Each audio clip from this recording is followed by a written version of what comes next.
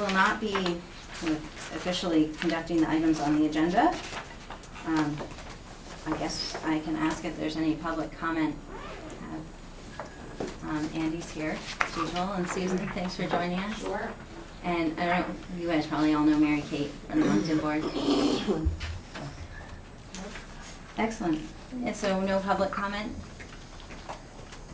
Okay, great. So what I'd love to do is turn it over to you, Steve, to go over the work that we've been doing on the articles. And I'll say this again for the 25th time this evening, that if you didn't get a copy, this hard copy of the articles is newer than the one that was emailed. I apologize. I know there have been a lot of drafts that have come out. We got some comments from Donna Russo-Savage on the draft that Steve sent that we distributed from yesterday. So she sent comments and Steve revised it again today. So we are like dynamic right now. Do you have another copy of that? Or not? Are you done? No, that's fine. I can share it, it's fine. I'm good. Are you sure? I can definitely make a few more. Again, I asked for 15 and Anybody else? we don't have a quorum. We don't have a quorum, but we have a whole mess of people here. Okay, well, thank you for your flexibility with that. So, Steve? Okay. I've been working with Jen. We've had a lot of emails back and forth. This is always an iterative process, so that go through various revisions. Another party that's an important participant in the process is Donna Russo-Savage, who is the attorney responsible for reviewing Act 46 proposals for the Secretary of Education. She also coordinates with the Secretary of State's office, so that whatever document comes out of the process that you approve is something that has already been thoroughly vetted by the two most important state agencies before it goes to the Board of Education, and that being the Secretary of Education and the Secretary of State's office.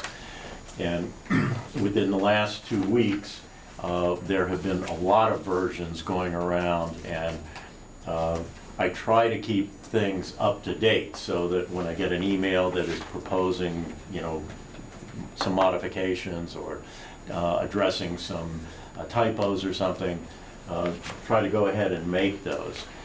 One of the things that I've discovered in this process, having been through it, is that trying to do everything with redline almost becomes impossible because of the frequency of changes that are occurring. So that I try as quickly as possible to get to something that is as close to a final document in pretty clear text, understanding that it means for many of you, you reviewed earlier versions and you'd like to see exactly what changes have been made since those earlier versions. But in terms of having a workable document, it really turns out to be easier to work with it if not everything is redlined.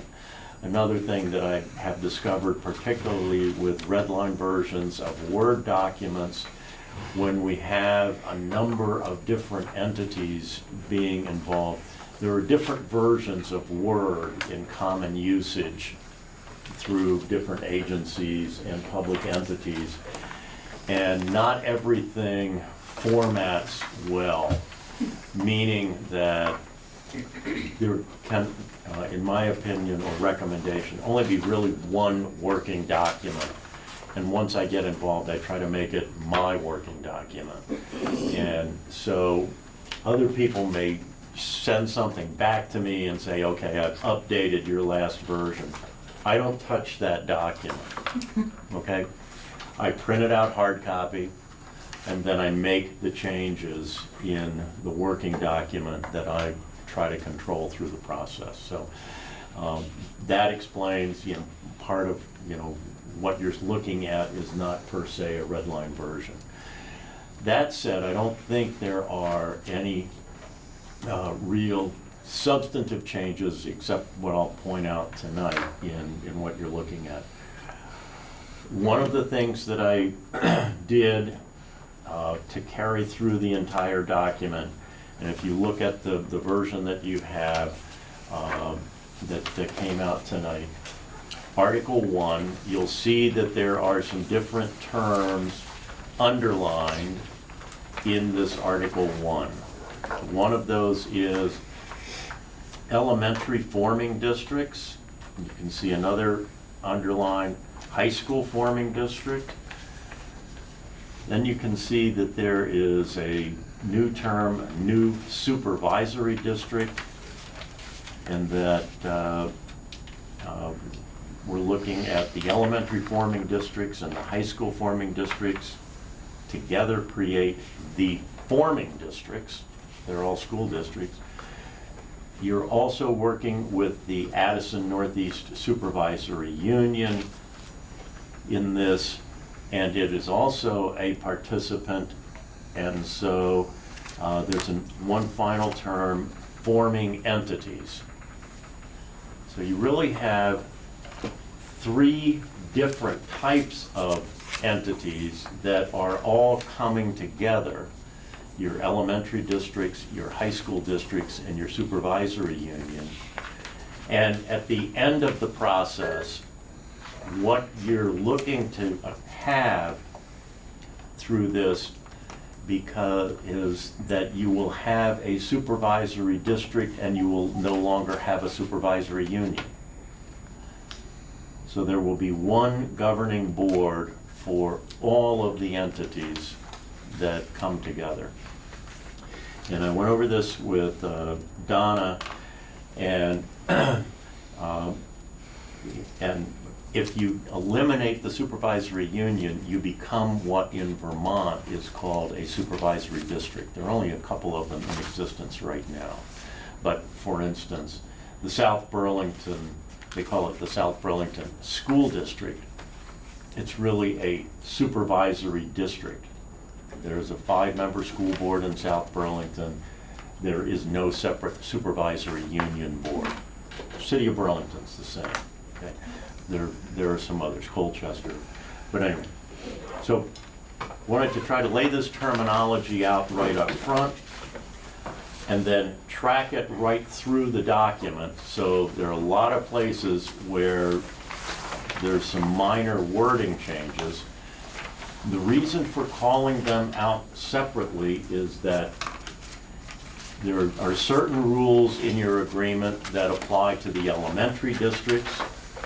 There are some different rules that apply to your high school district, and then finally some rules that apply to the supervisory union alone. So I wanted to make it clear right up front, okay, these are the entities that are participating in all of this. The goal is to end up with a supervisory district, and then how do we address that as we go through the various provisions of the agreement. Can I ask a question? Yeah. Okay. So why did you decide to do the supervisory district rather than a unified union school district? You had in your agreement, and I believe it is Article 12, and I didn't change that, but in your Article 12, you have that in the last sentence, the Addison Northeast Supervisory Union shall cease to exist on January 31, 2019. So that tells me that what you wanted to do was be a supervisory district, not a unified union district. Because you don't have to eliminate the supervisory union board.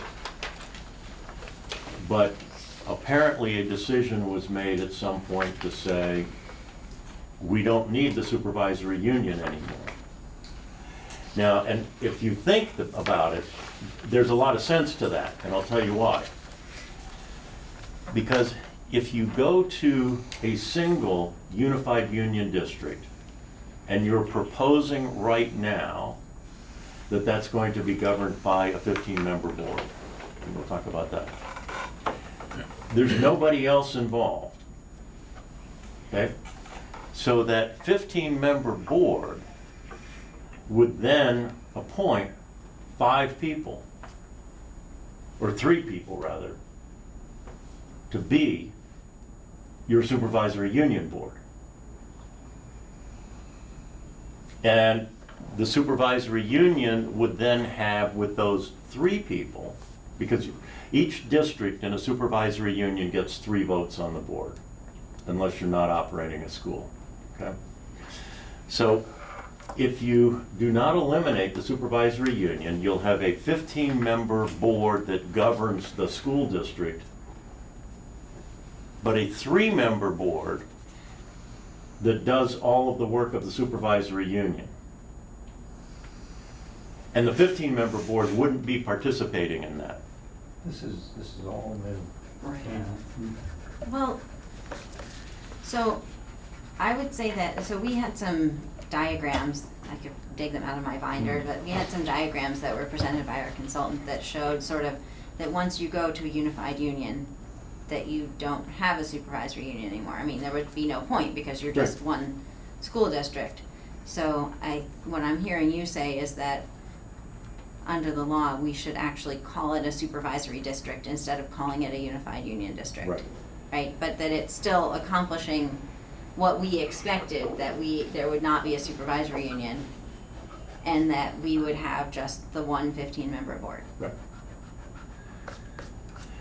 Let me give you a neighboring example not too far from you, Rutland Northeast. Okay. It just went through a consolidation, and it did what was called a side-by-side. It created 2 unified union districts. One with the Barstow School and one with Otter Valley, and the elementary schools feeding into Otter Valley. So with 2 districts, it could not become a supervisory district. It has to retain a supervisory union. And each of these 2 unified union districts will contribute 3 people, and the Rutland Northeast Supervisory Union Board would continue. It will have 6 people on that board that are representatives from the unified union district boards. In your case, since you will have no other districts other than the unified union district, there is no political or governance reason to have a separate supervisory union. You could do that if you wanted to. No, we don't want it. I think No. our intention And- was to have the preferred structure under the accelerated that we've seen, approved in many of the districts around us, so. Yep. And if the supervisory district is the right word for that. I'm just, by using that term, and maybe that's what's confusing, I was not changing what I understood you wanted your end result to be, which was one governing board. Okay? I was simply then saying that if it is just one governing board, the legal name of that entity under the Vermont statutes is a supervisory district, not a unified union district. Great, Ed? Why does the supervisory union continue in existence for 7 months after? It doesn't have to, and I would look at that as sort of belt and suspenders. Once everything comes into play, let's say as of July 1, 2018, which you've set up as your operational date, okay? There is going to be time necessary to close out all the existing books. Okay, so for instance. All right, we've heard that. The audit won't be done. Exactly. And The union has to remain in existence until it can in fact close business. exactly. And that's the only reason. And it needs a board to do that. Yes, Or it doesn't have to meet very often, No, but it needs a board to do that. it needs a board to do that. As It's Central's really hard looking at to once every explain to the couple of voters, months. I'll tell you. Right, I mean, that's. But if you mentioned the audit, and a lot of people don't fully understand, school districts since the 1980s have been sort of pushed into operating on an accrual accounting system as opposed to a cash accounting system. Now, most of us at home operate on a cash accounting system, which as of December 31st of each year, you can say, this is what I have in my checking account, and even though I may have credit card debt that I accrued during the year, I'm gonna pay the bill in January, and so you're paying it out of next year. But what you have on December 31st in terms of debts or cash, if you wanted to simply close the books, you say, that's where it is. But school districts operate on an accrual system, so for example, with that credit card bill, if all of that was accrued in 2016, let's say, when you pay that off, even in 2017, it gets charged against 2016. Okay, and so that's why you theoretically close your books on June 30th of each year, but it's not until you get the audit some months later that you really know how much money did we lose or how much money did we save during the year, because it waits. And there's a 2-month period that accountants generally allow for the receipt of additional income or the paying of additional bills, and then at some point they say, it hasn't come in at this point, and so now it just does get pushed to the next year.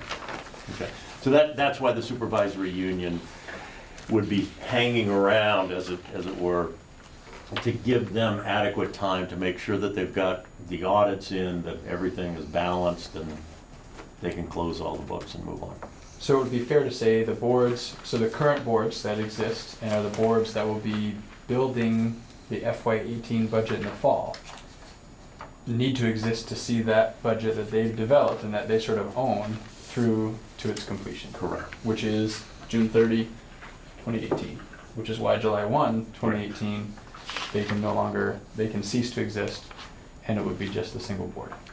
Well, even those boards will remain in existence beyond June 1st, or July 1st, 2018, because again, each district will need to have its own audit and get that completely closed out.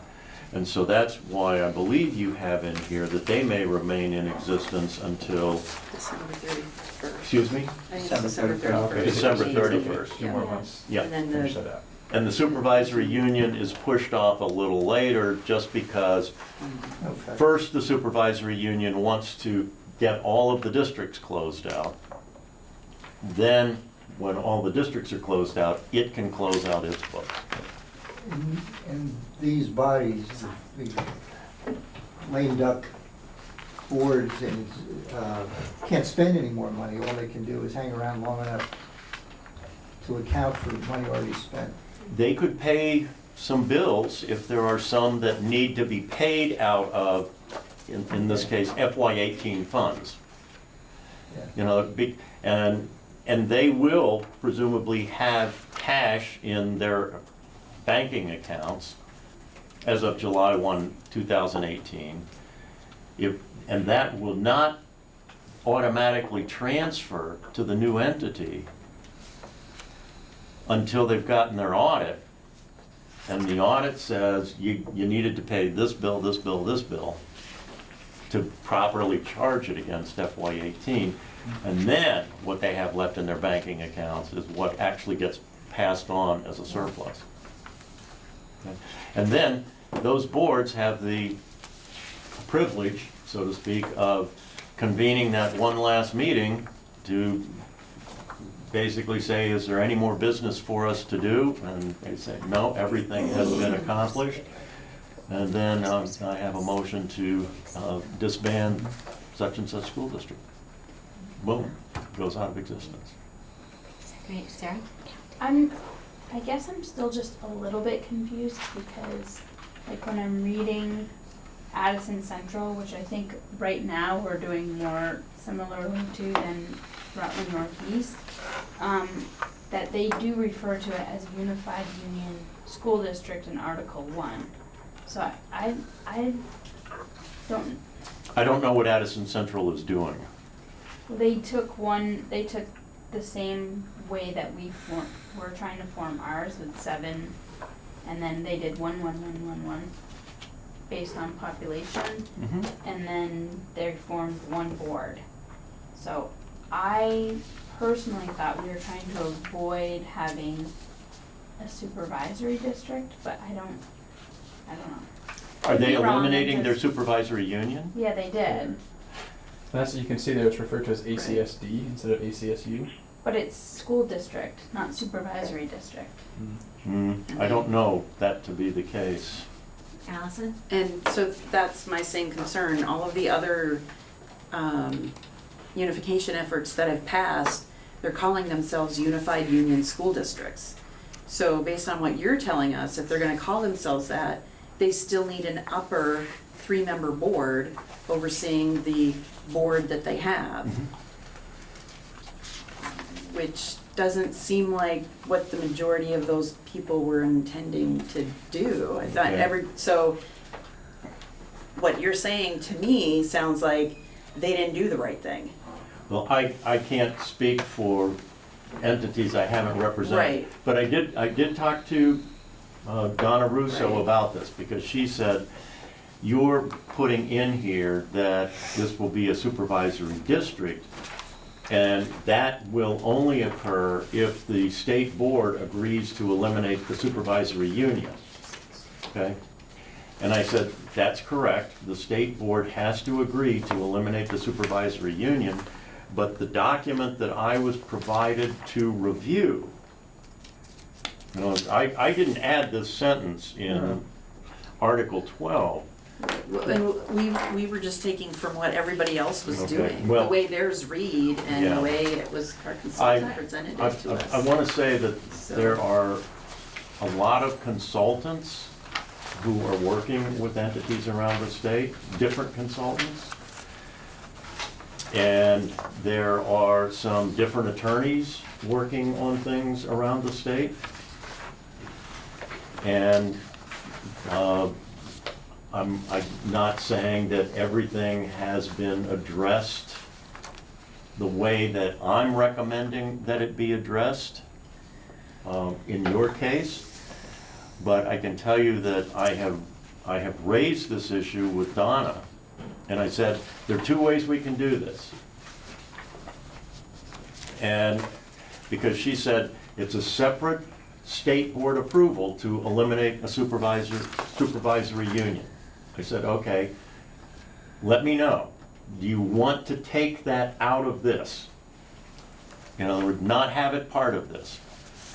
That you simply form a unified union district, you take the last sentence out of Article 11, or Article 12. And then after this entity is formed, it can make application to the state to eliminate the supervisory union and then turn this into a supervisory district. And I said, the other way to do it, which is what I read in here, is that you want to do it in one step. That you want to move in a direction that says we're going to a single board and no supervisory union. And what that means is that when the state board approves your plan, there will actually be included in the approval motion specific acknowledgement that you are consolidating in accordance with this, and you are requesting authorization to operate as a supervisory district and eliminate a supervisory union. which is what I understand from this document is what you want to do. So, can I ask, is there additional time or risk in doing it all at the same time? No. There is, let's say, additional time involved in doing it in separate steps. So. And I would add Yeah. perhaps additional risk in that there's the assumption that second step happens. There's the potential the second step would. Ed? What function does a supervisory Super, union can I ask board how serve? I should be recognized? What process do you want me to use? Thanks for asking, Herb. Let me come to you next, okay? Because Ed was just, I don't know if you could hear Ed, he was just asking a question. So I'll come to you next. I can hear you, I can hear Steve, but I can't hear too many other people, but just tell me and I'll start. Okay, thank you, Herb. Ed, go ahead. What function does the supervisory union board serve? If you have multiple districts, which is what you have right now, under state law, the supervisory union hires the superintendent, not the districts. Okay?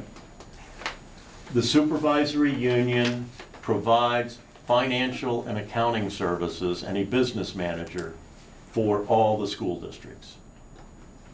So the supervisory union hires that business office, okay? And when I say supervisory union, I'm talking about the supervisory union board, okay?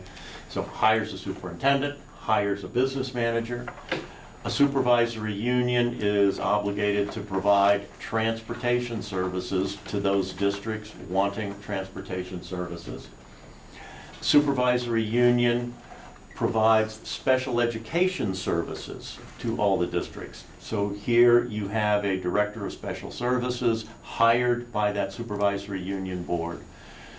And all of your special educators are now employed by the supervisory union. All of your special education paraprofessionals are provided by the supervisory union. Your supervisory union board organizes collective bargaining negotiations for teachers and paras. There's some other things, but the theory is, okay, we've got multiple districts here, 3, 4, 5, 6, 7, whatever. Right. But We're centralizing certain services and the supervisory union board will take charge of those. If you only have one district, that one district, if it's a, quote, supervisory district, automatically assumes all the responsibilities that would otherwise be performed by the supervisory union. Meaning, the supervisory district, which would be your 15-member board, hires your superintendent. The supervisory district board hires the business manager, hires your director of special education, deals with your transportation services issues, et cetera, et cetera. So in a supervisory district, you take all the responsibilities of a school district board, combine them with all the responsibilities of a supervisory union board, and that's what become the responsibilities of the supervisory district board. so Great, so- the decision to, if the state board doesn't approve abolishing the supervisory union, what role would it play in the future? Exactly what it plays right now. Really? Yes, It sort of guts the, it has a significant impact on your 15-member Okay. board because essentially you are going to have your 3-member supervisory union board hiring your superintendent, not your 15-member board. We want to avoid that. yeah. Okay, well, and that's what I understood here, and that's why I said what you really want to be is a supervisory district. Great, so guys, so we have, I know Herb and Mary Kate both had wanted to ask a question. I just want to keep in mind that this is a very important conversation, and we've been on this topic for about half an hour. We do have some other things we wanted to cover with Steve in the next half an hour, so let's spend a little more time on this, but then continue on, and if we can't make any official decisions at this moment, although it sounds like we may have a quorum shortly, at which point we might be able to make official decisions. But I would like to be sure that we get to review the suggestions and the changes that Steve's made. So, Herb, thank you for waiting. First, welcome, Steve. Glad you're helping us out here. So just for my general comment is that I think Steve's right. I'm looking at the definitional section in the education statute. I mean, I'm not that familiar with educational statutes as well as Steve is, but I'm looking at the definitions in section 11A24. Supervisory district means a supervisory union that consists of only one school district, which may be a unified union district. And I think, you can tell me if I'm wrong, Steve, but I think that's what you're talking about. My question, though, is what statutory sections are we going under when we're forming this supervisory union, which may be a unified union district? Is that the provisions that talk about how to form a unified union school district? I've got that under 722, Steve. Okay. So basically, I'm asking, is there some other statute that governs how supervisory district is formed other than, 722, dealing with unified union districts? I'm sorry, I apologize for interrupting. Michaela has joined us by conference call as well, so we do now officially have a quorum at our meeting. So I would like to call our meeting to order officially at 7:15, and I just wanted to make sure, since we now have a quorum, that we were on the record. Steve, back to you. Okay. Thank you. Herb, this really is a two-step process, and you're combining those steps. You're bringing all of your districts together under the statute that deals with forming union districts, or in your case, a unified union district, and you're referring to 16 VSA section 722.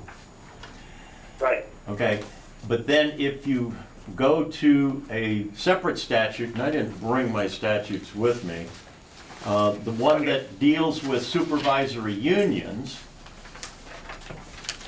it has the process by which the state board can designate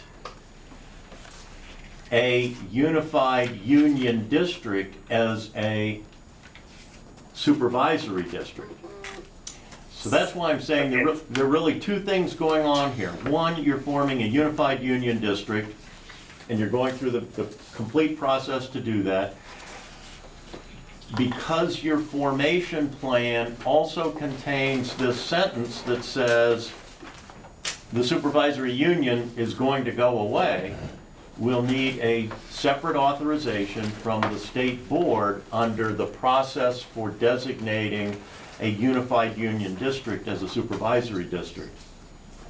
And both of those would be accomplished with the state board approving this document. Great, thank you. So that makes sense to me, Steve, and the committee, that, what you're saying certainly makes sense to me. Great, thank you. Thanks, Herb. Mary Kate? I just wanted to just confirm with you, Steve, there's no risk that the state board, in approving the dissolution of the supervisory union, that could happen before the vote to merge. In other words, if not everybody voted to merge, would the supervisory union be not in existence? So just a timing question. I'm looking at having the same motion that would approve this plan will, within it, contain representation, and we agree, that if this unified union district is formed, So it's contingent on. that there will everybody be voting for it. Okay. designation of it as a supervisory district upon the elimination of the supervisory union. Thanks. Yep. Great, thank you. So, shall we go ahead and move on to, I think we're up to Article 6 was the next one where we had some questions for you, or we had talked about that a bit. Yep. And actually, on the Article 6, and where did I know I told you I had buried something else in here. Oh, what you added at the bottom of Article 7. It's under 7D. Yep, yep. So actually, Okay, so, Article 6 is, addresses and is consistent with statutory requirements that all debt, operating fund surpluses and deficits, and any specially existing funds need to go to the new entity. And this accomplishes that, okay? I've recommended that you get the debt is pretty easy to pull together. The operating fund surpluses and deficits, you won't know until audits are completed. But then specified funds, and I've recommended that you get a list of all the funds that are being maintained by each district, so you can look at those and, you know, in some cases, it may be a fund that your school districts will want to liquidate locally in FY18 before the merger occurs, because there would not be a prohibition on doing that. And then there may be some that will not be liquidated, but those would be transferred to the new entity with, quote, an earmark. In other words, to be used by this entity, or this school building, really, in the future. And you can earmark those funds, okay? But what I would like to see is an inventory of what those funds are, and then probably make some recommendations about what funds your local school boards may want to eliminate during FY18 rather than look at transferring them, okay? I also put in here, and this is something, the language here is pretty much your language. I added a further paragraph, transfer of debt and funds, that there's an inconsistency in the existing statute with what is contemporary practice in school districts, and specifically the statute with the unified union district talks about this fund transfer occurring within 10 days, I believe it is, of your operation date. So your operation date is July 1, 2018. You won't be able to make that transfer. And I've already run this by, we've gotten work with the Agency of Education on this and in other instances, and they say, yeah, you can't do it. It's probably 90 to 120 days before you'll be able to transfer surpluses or deficits. And what they want to see to address that is that your new board will work with the business office and the various treasurers and say, okay, this is what we need to transfer. These are the audit reports we need. Here's the schedule under which we want to see these transfers occur, which, as I say, will be more in line with something along the 90 to 120 days. But it would certainly accomplish all the transfers from your member districts by the December 31, 2018 date, and the transfer from your supervisory union by the January 31, 2018 date. So that's all I added there. There was one other question that is not specifically addressed here, which is the impact of this new entity on what I'll call local school fundraising activities. Okay, the parents or whatever in particular communities have historically engaged in local fundraising. That all occurs under the supervision of the local school board. Okay, well, there won't be that local school district board at this point. Nonetheless, and the examples are voluminous around the state, in larger districts that operate multiple schools. So you take the Burlington School District, I'm familiar with that. My daughter, grew up in and graduated from the Burlington School District. 5 elementary schools throughout the district, and each elementary school had its own parent-teachers organization and its own student or parent or faculty-based fundraising activities, and the Burlington School District has procedures in place so that all of the monies collected go into the school district business office to be tracked, but they are earmarked for the fund for the school building for which they were raised. And so what I put in to address that, and if you go to Article 7, again, I really didn't change much in Article 7 at all, but at the bottom of subparagraph D in Article 7, I added in, additionally, the existing elementary schools have been supported by their respective communities by non-property tax fundraising activities. The new SD board will develop policies that will allow the continuation of school-based fundraising activities. So it does need to be a policy. The money needs to be tracked through your business office. It already is. And frankly, right now it is as well. It's just, it's a supervisory union's business office that is tracking monies that are being collected. And, okay? And so we had, we had heard specific concerns, and we've had numerous discussions in this group about ensuring that those groups within each community understands that those activities will continue to be permitted. So I think the intention of adding this into Article 7 was to make sure that everyone understood that there was no reason that that would be, expected to be changing. Okay. So, Now, Mary Kate, I think. Well, there's some private nonprofits that money, and the Monk and PTO is a private nonprofit. Okay, And the and- money and- doesn't go into the district, so it's not an issue for those. And Right. Lincoln has the Friends of Lincoln School, I think, right? Yeah, they just, So those will continue That's to still exist, but they separate, won't right. need to be tracked Yeah, through this process. and, correct. Okay? Allison? So, your addition at the end of D, Mhm. 7D, it mentions the elementary schools. What about the high school? Because the high school has its own things that it does as well. Okay, I can add that in. Okay. I just wanted to make sure that it wasn't, if it needed to be there, it was there. activity accounts. Yep. The activity accounts. Right. Or other things too. Yep. Okay. Great. That's not the head. Can I just point out, and I don't know if you were gonna go back to this,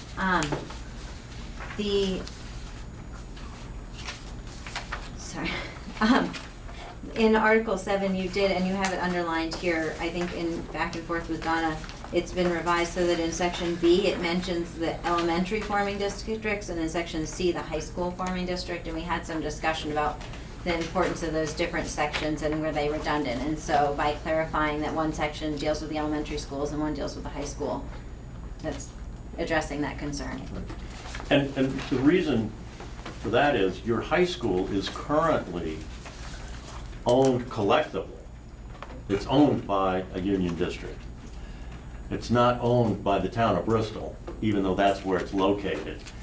And so setting up a provision that says if the board decides to sell the high school and build a new high school somewhere, it's more appropriate to say, it doesn't go to the town of Bristol. It's more appropriate that it is something that is potentially just sold and the new entity builds a new school somewhere. Your elementary schools are all different in that regard. Okay. Great. Hold on just a second. Herb, did you have a question?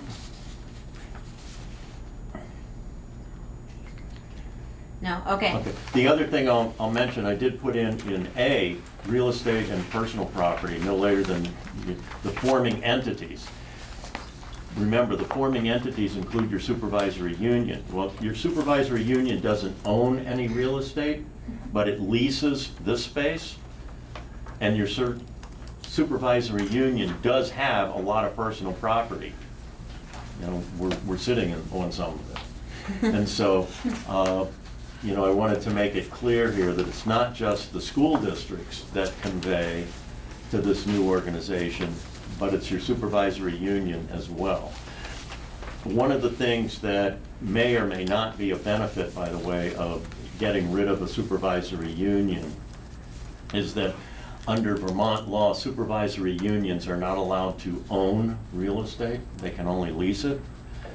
When you form a supervisory district, if there's an expansion that can be put on an existing building somewhere that is owned by the district to provide permanent office space, you know, for a central office, you can do that. I think I've heard that idea somewhere before. Okay. All right, so we should talk about Article 8 briefly. This has been restructured so that you have 15 board members who are elected on a population proportional basis.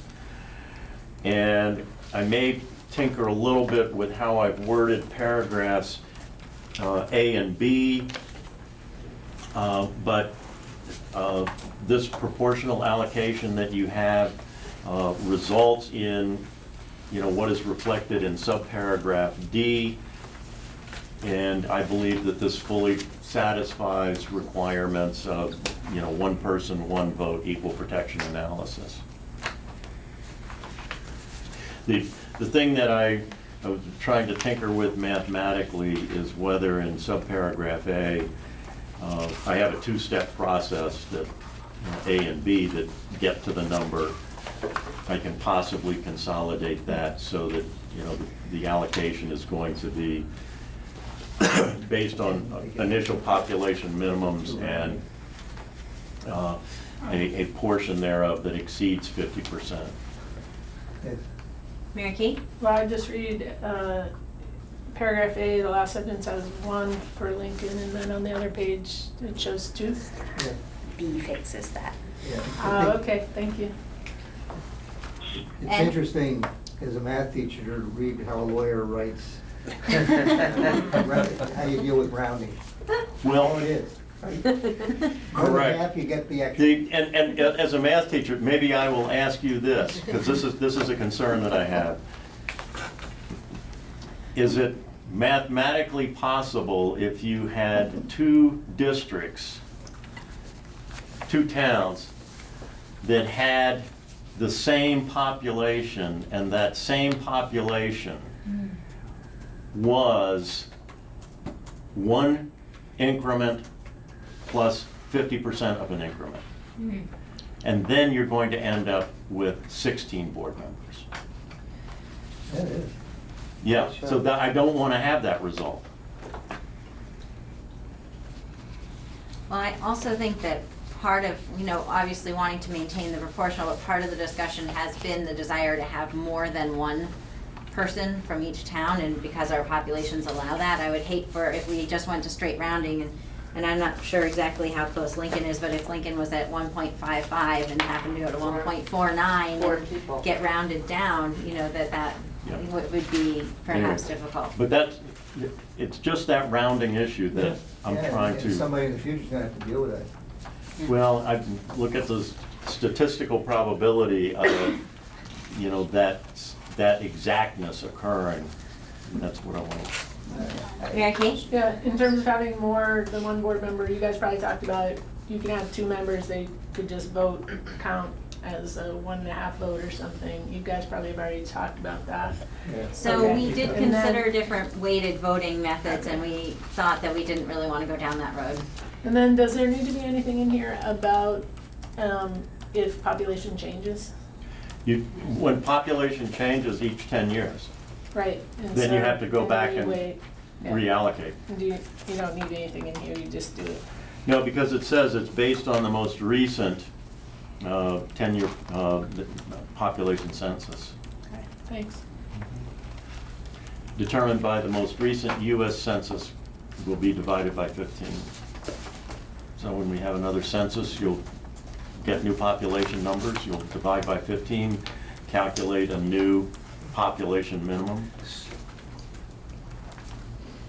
So Jen, Yes, sorry, I'm trying to that's- manage our that's remote fine. participants, I'm not. I know that's fine, I apologize. Steve, go ahead. So, I think my understanding of where this committee wanted to get to was to set it up in such a manner that all the towns always had a minimum of two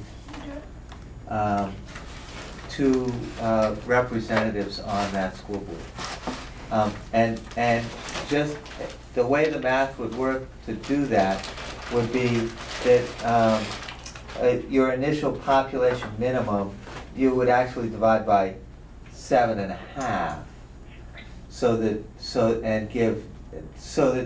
that you automatically gave not one board member, but two board members to the board, so that each town had two board members. Is that what we wanted? I thought that's what we wanted. For instance, I mean, we are really, I mean, the math is right here, and Lincoln really is within 4 or 5 people. I mean, of being knocked down to one vote on that board, and I'm not sure that that's what we wanted to do. The math is a little different. Yep. But I mean, that was my understanding of what we wanted when we originally talked about the board of directors composition. And I guess I just sort of would like to hear from the rest of the board if that's what we wanted to do. You can set it up that way. So, so I don't know, I don't remember, I think when we changed our approach to the board, we did it fairly quickly compared to the amount of discussion we had in the initial go-round. But I think the balance is making sure that it still maintains a proportional representation. Sure. So, but maybe we could, if the committee members that are present are interested in having Steve explore if there's a different way to construct that language to try to maintain a minimum of 2 board members. Is that something that's of interest? Or are we happy with the way it is now? Roughly approximating proportional representation. As the representative, the non-voting representative from Lincoln, are you interested in having the committee look into that? I guess just one practical thing that I'd raise. So, I'm trying to think, the next census is 2020. 2020. We won't know about it until 2021 though. No? They keep bugging me. I can look at, I'm not sure that it works. It's interesting, when you do that, what you're saying is that for every 1,690 population or part thereof, you get 2. You know, so now you're sort of allocating them 2 at a time, and it gets a little funky. I'll have to think as well. It's definitely very interesting trying to figure out how shifts in the population could affect it, because if our total population goes up, then that's gonna change those numbers, and, even if the Lincoln population doesn't change, it still could change that whole math. So, Herb is raising his hand, so Herb, go ahead. Yeah, I just wanted to reiterate a point that I made before, that I think it's important with a strong, very, very strong supervisory district organization that there be a strong board. And I'd be concerned about, I'm already a little concerned about a 15-member board and raising it beyond that in order to maintain 2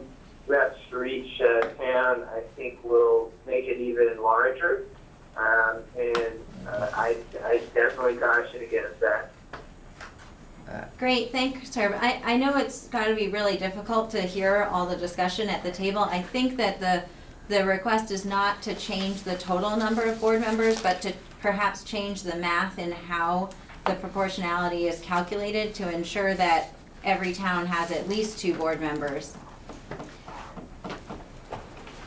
Elon? But mathematically- I understand, Jen, but if you have to recalculate so that that each town has at least 2 board members, even with, declining population, would that mean, it seems to me that would mean a figure larger than 15-member board.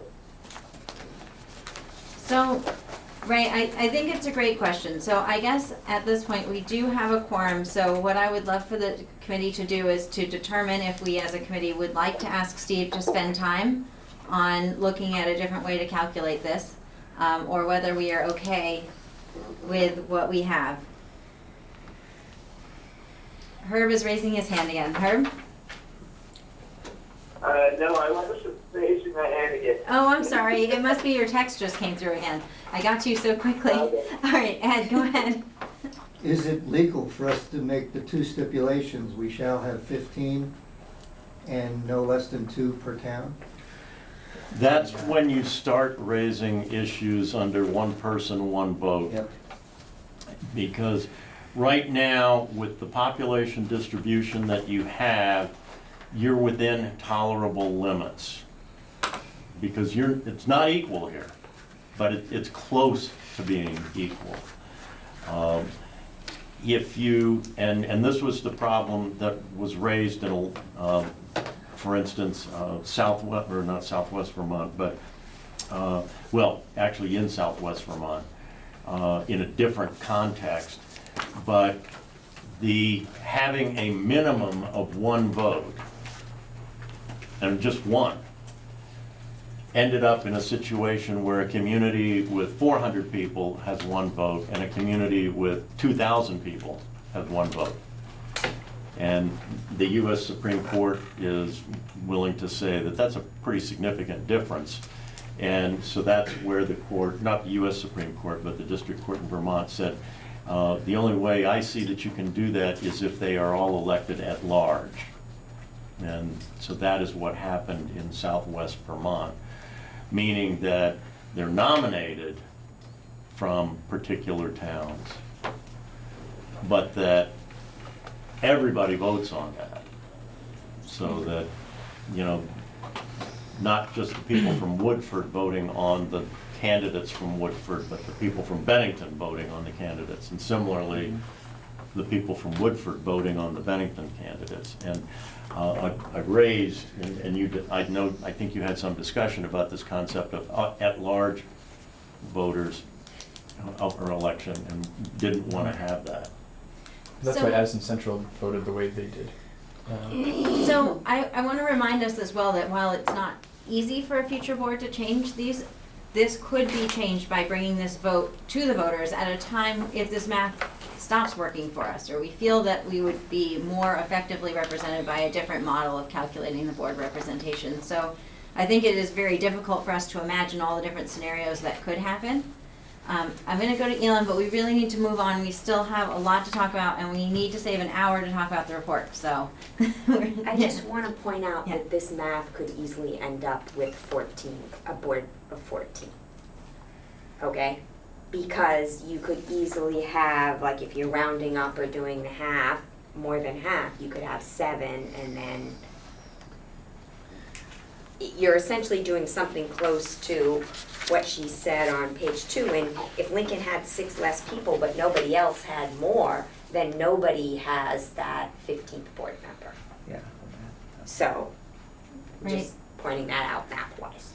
So then perhaps we don't need a motion. Perhaps we need to ask Steve to look at this one more time. I think the language that our consultant had initially pulled, I think it might have even been from Rutland Northeast. There was like an initial population that determined the first set of board members, and then those number of board members were subtracted, and there was like a new, it was really, it sounded like really complicated, but it ended up that you were always only allocating the number of board members that were left.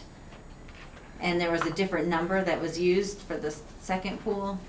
So that's when we had two things going on.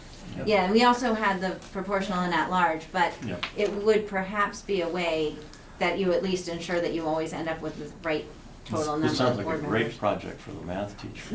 Yeah, no homework, thank you. I'll run some calculations, but, because the goal is that you're always going to have that you're going to have 15 Right. members. Okay? Great, so maybe we can move through the next few a little bit quickly.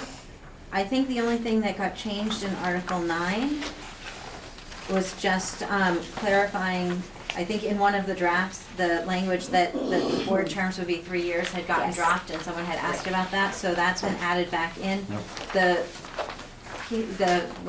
series of expiring for the first terms are still in there. That's just so that we get all those terms staggered. I think we better come back to Article 10. Okay. Because that one we might need to talk about. I'm hoping we can cover a few here quickly. Did you make any changes in Article 11? The only thing in 11 is, you did not have when your first annual meeting date was going to be, and you don't have to here, but I didn't know whether that was, intentionally. I mean, there's a reference in another article to it being in the spring of 2017, but I don't know if you want to specify that that's going to be the first Tuesday of March or, and you don't have to. What will happen if you don't specify it here, which is not a problem, is if this passes and your new board is elected and it'll have an organizational meeting, and that would occur, if all of this goes according to schedule, that would occur sometime, probably in maybe January of 2017. That board would announce at the organizational meeting when it will hold the first annual meeting. And then that will get publicized and it'll be warned like any meeting. So if you don't need that, we don't need to put it in here. Okay? I don't see that there's any reason at this point to define it, because I would imagine it would be a whole year later when there would be a budget to present, so. No, I think it should Right be away. right away, but it would have to not clash with any of the other Okay. annual meetings. There are two boards in existence. Like April 1st or something. Okay. Okay, great. So we talked about Article 12. I just made clear in Article 13 that where you have Australian ballot votings for the budget or for public questions, the ballots will be commingled before they are counted. Instead of being counted at each clerk's office, they'll be delivered to the clerk of the new district and they'll be counted by officials in the new district. Now, the way that they get counted, they still come up with separate tallies for each community, but it's all done in that one central counting, as opposed to each clerk's office counting its ballots and simply reporting a total. I think Bonnie is like that now. Excuse me? I think the high school, middle school budgets are like that now. They get sent. I know that at the end, it's just a total. The important thing is that it's not each town has to pass something, it's that the total electorate has to pass it. Yeah. Then 14 on school closure. You've got in here that in the first 4 years of operation, there cannot be closure of a school. That after 4 years, a decision to close the school will require 2 affirmative votes, one by the district board and one by the voters of the town in which the school is located. Okay.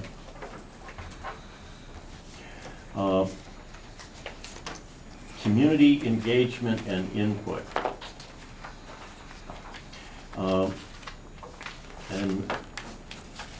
I've made a revision here, and I wanted to be clear. Structures to support and encourage public participation within the new SD will be established by the new SD Board of School Directors on or before, it says June 30 of the first full year of operation.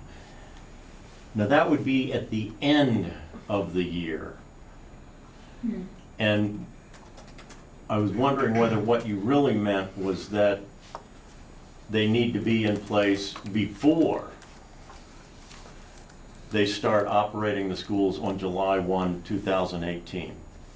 So it's a question of, and since this organization will have come into existence quite some time before, they would certainly have time to have those policies in place as of the date they began operation on July 1, 2018. In which case, what this would say would be on or before June 30th of, or on or before June 30th of the, it'd be honored before June 30th, Just like preceding 2018. the first full year of operation. Yeah, why don't we just say June 30, 2018. I think, Allison, I think you had proposed this language. Does that work with, is that what you had envisioned? Was that they would be out before the new district starts Correct. operating the schools? Yep, because Okay. then they would be able, those advisory Yeah. people would be able to offer their advice before you start talking about stuff that first year. I'm just thinking logistically, how does an organization that hasn't yet organized conduct that business? Well, once it's organized, in other words, if the vote passes in November of 2016, the organizational meeting would occur probably within 3 months. There are different certifications that have to occur, but that's why I'm saying probably by the end of January, early February of 2017, this board will be up and operational, because you will have elected the board members in November of 2016 as well. So it then, under this document, has full authority to take all the actions necessary to be ready to commence operating on July 1, 2018. So that board is actually going to start meeting, and in accordance with the open meeting law, and it can begin adopting, preparing policies and doing all of that. And it will need to prepare a budget and hold a quote annual meeting on a proposed budget sometime, prior to, and it may not be until, the spring of 2018 that it actually, holds a vote on a budget. But it'll have full authority to prepare that budget and put everything together. Okay. Great. Herb? Yes, thanks. So Steve, I understood from your earlier emailed comment that under the statutes, unless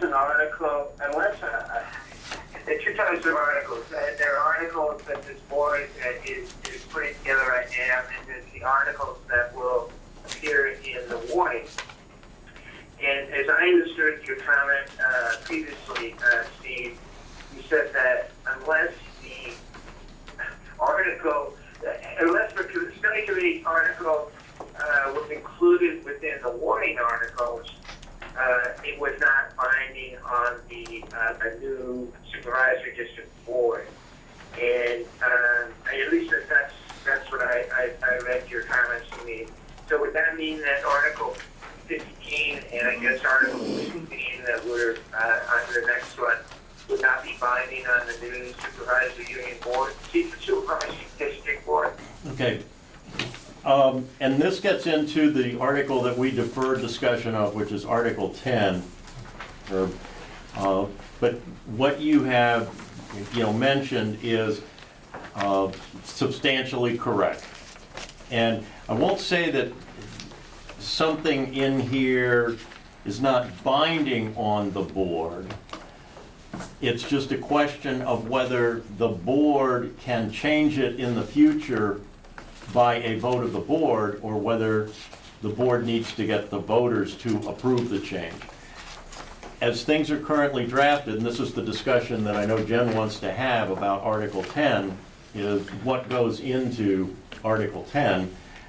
And I've included some things in there, but I currently do not have Articles 15 or 16 specifically included in Article 10. So, Okay, yeah, understood, thanks, Dave. yep. So let's finish Article 16 and then go back to Article 10. We're really gonna try to wrap this up by about 8 o'clock so that we have time to move on to the report. Sorry. Okay. I think we could talk to you all night if you would stay all night.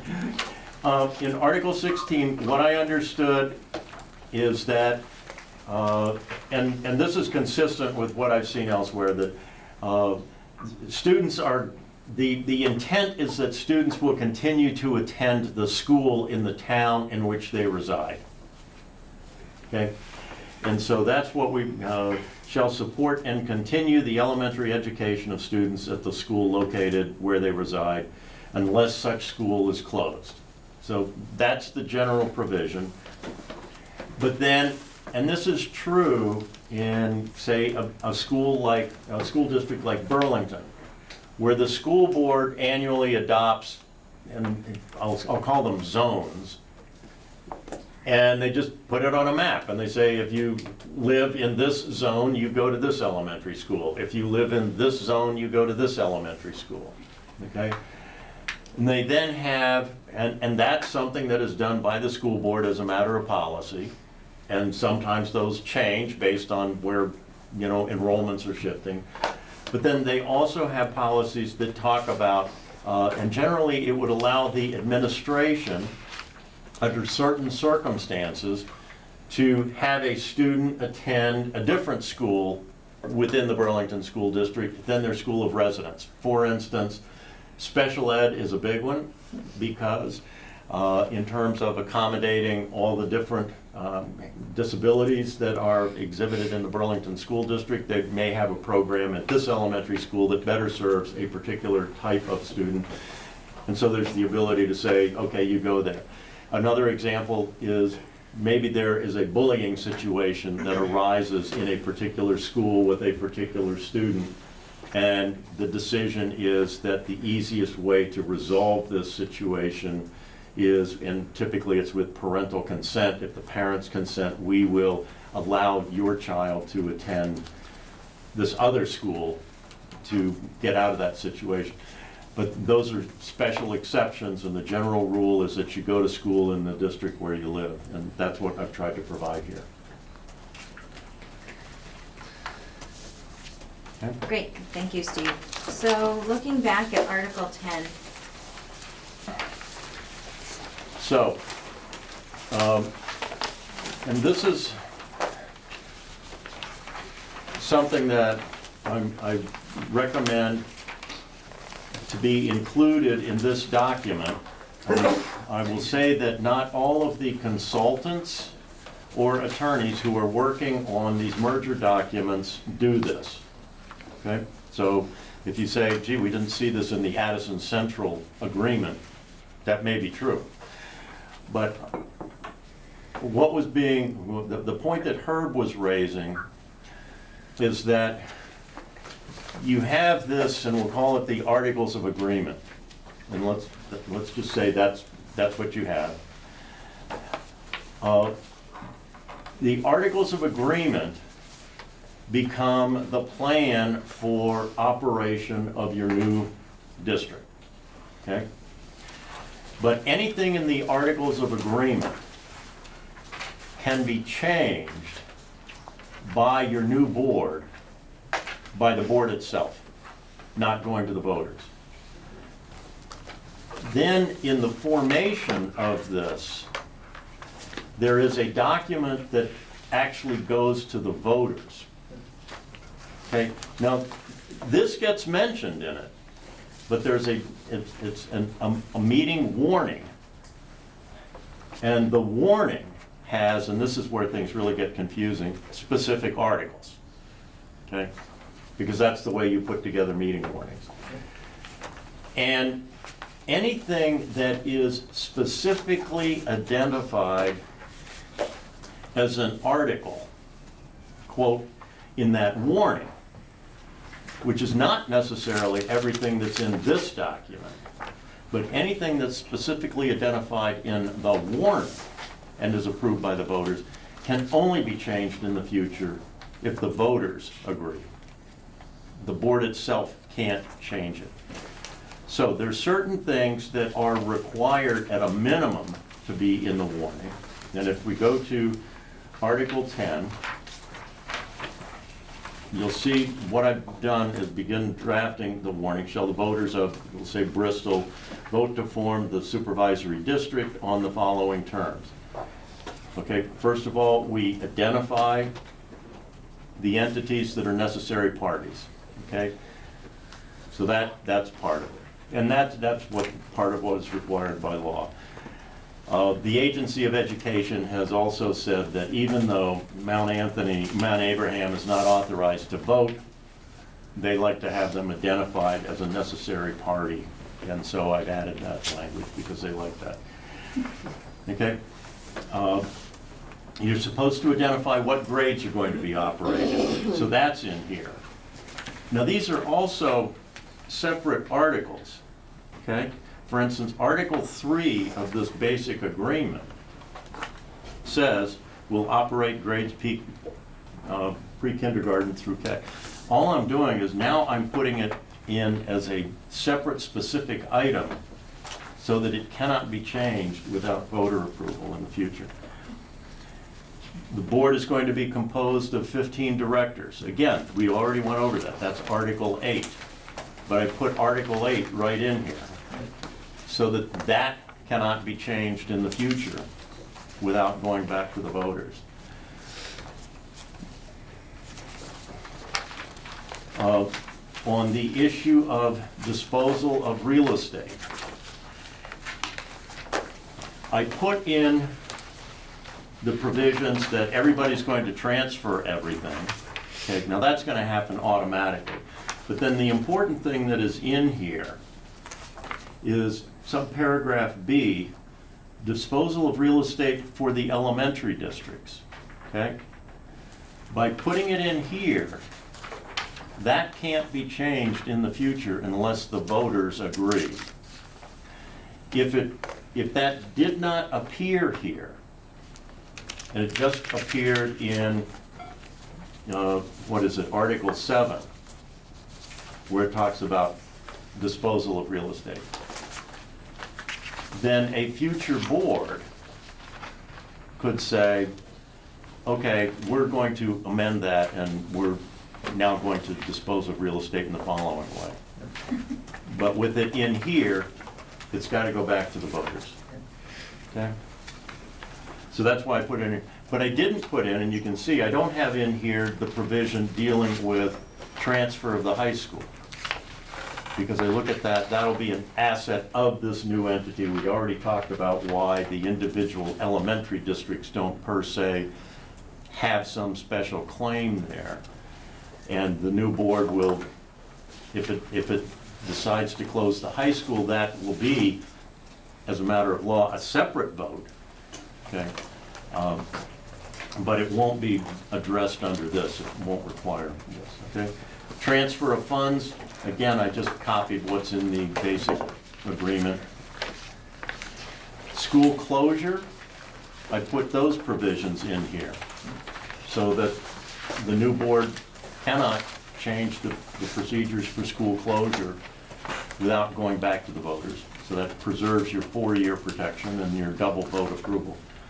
And then under state law, you're required to have in here that this plan and report, is set up to provide for the governance of the new entity. But as I just mentioned, anything that's not here specifically voted can be separately amended.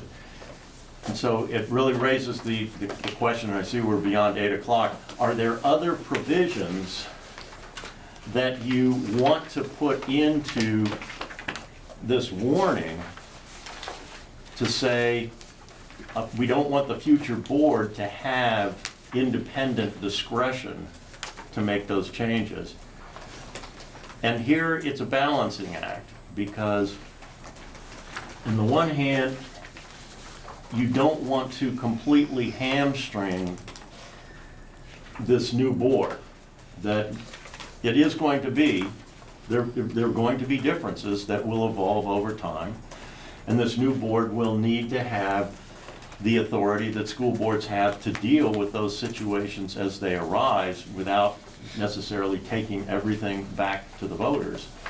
On the other hand, if there are some things that are sort of bedrock to get this passed, those are the things you do want to have in here to make sure that, 2 years from now, 3 years from now, the community isn't lynching you because, wait a minute, that's a bait and switch, okay? And I picked these things because it struck me, several of these are required by state law to be here, but the school closure one, I figured that's probably a bedrock issue. And then on the transfer of elementary schools, I figured that's probably a bedrock issue. But I did not put in, for instance, the community engagement and input. And I'm certain that that's important, but exactly how all of that occurs and that's really a lot of politics. You're going to be electing these people, and you need to work with them. School attendance, which school building are people attending? Again, maybe 4 years down the road, 5 years down the road, there's a sense of, there's no real reason to say that we'll just let the kids go to any elementary school they want here. Maybe that'll be the overwhelming community sentiment. Who knows? But anyway, so those are my comments. Thank you so much, Steve. And I just want to say, as far as I can tell, only Articles 15 and 16 are really only substantive articles that aren't in that warning language. There's some at the beginning that just say obvious things, so. Ed? Just a quick one. Number 2 says the new UUSD. Oh, I didn't catch that. There's a couple more in that, Okay, beyond that too. okay. So I would be happy to entertain a motion about this new language in Article 10 if the committee feels ready to take action on that. We do, I believe, have a quorum, so we can take action. Steve, you had your hand up? Yeah, I'd be happy to move Article 10 as written with the edits to remove, there's ongoing edits that are going to be required for the composition of the board and to get rid of UUSD. But as a general sense, I think that the language looks great, and I think that Steve has correctly pulled out the bedrock issues. Great, thank you. Seconded by Ed. Okay, and I know Herb has his hand up, so Herb, and then we'll come around the table. Yeah, Jennifer, it's, as I mentioned before, it's a little hard to hear folks that are a little further from the microphone, so if you could, it would be helpful if you could repeat the motion so that I can understand what I'm going to be voting on. Absolutely. Shauna, do you have the exact motion? Yep, it's Steve Pilcher moved to accept Article 10 as written, seconded by Ed McGuire. So I think the actual motion is as written, but yeah, sure, we'll just leave it as written. Right, I think the intention was to acknowledge that there would be some editing that would not change the key items that were included within that article. I can put that in parentheses if you want. No, that's fine. Is that okay? It's up to you. We will still, I think as we've discussed before, we will still go back to approve everything in its entirety when it's all done. So Elin, you had your hand up? So I'm still of two minds about this, whether less is better, like whether I'm thinking about the new board or I'm thinking about the public reading this. And if I'm thinking about the public reading this, less is better. But on the other hand, is something like being able to continue to use school buildings so important to people that if they don't see it, they're gonna be upset. I'm not worried about it going away. I'm not worried about the new board doing anything. Like, I don't feel it has to be there for the new board, but I'm curious, does it need to be there so that the public sees it there? Didn't we put that into one of the articles? It's in an article, but it's not Oh, in it's not what's in there. gonna be warned and voted on. Right. And I have a feeling that more people are gonna read what's gonna be warned and voted on than all the And articles. that was, what has been my observation, is that, you know, some people will read this entire agreement. Some people will read the entire report and agreement. But I believe from comments that I've received that a lot of people don't really read much until they actually see the warning. And they look at that warning, and that's where they then, you know, formulate their questions and decide, you know, what happens about this and that. On the issue, and let's just talk about the real estate specifically. To satisfy the minimum state requirements, okay? You would need to have basically what is Article 7, subparagraph A. In the warning, that is For, the, is that paragraph 4? Paragraph 4A, okay? That's all you would need to satisfy the state minimum. But then you might get questions, and people might say, well, wow, I don't like that. You know, what happens if they decide to close the school, or they don't need it anymore? What happens to it then? Shouldn't it come back to the town? And that's where I look at, okay, we answer that question right in the warning. And I will also say, and I am aware of communities that have gone down this road so far, and it's already beginning to raise some issues. Some people have read, we'll say, the whole thing. And it says in here, okay, if you're getting rid of the property, it comes back to the town. But the warning was prepared with only item A. And after approving item A, some people have come back to this new board and said, now I understand though that if you decide to sell that building, it comes back to us. And they've requested a legal opinion, and the legal opinion is, if we decide to sell it, maybe it'll come back to you, or maybe not, because that's not in this warning. And they're already talking about, well, we've got to go back and revote this, because there's no way we would have agreed to, you know, this. We understood that whatever was in here, you were going to have to live by, and that's not the way the law is written. Great. Herb, you had your hand up? I think a general comment. I don't think Mike Fisher. I think he was going to try to participate, but I don't think he is. And I know Nancy is not on participating either.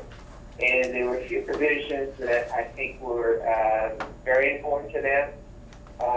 And so I'm going to offer that.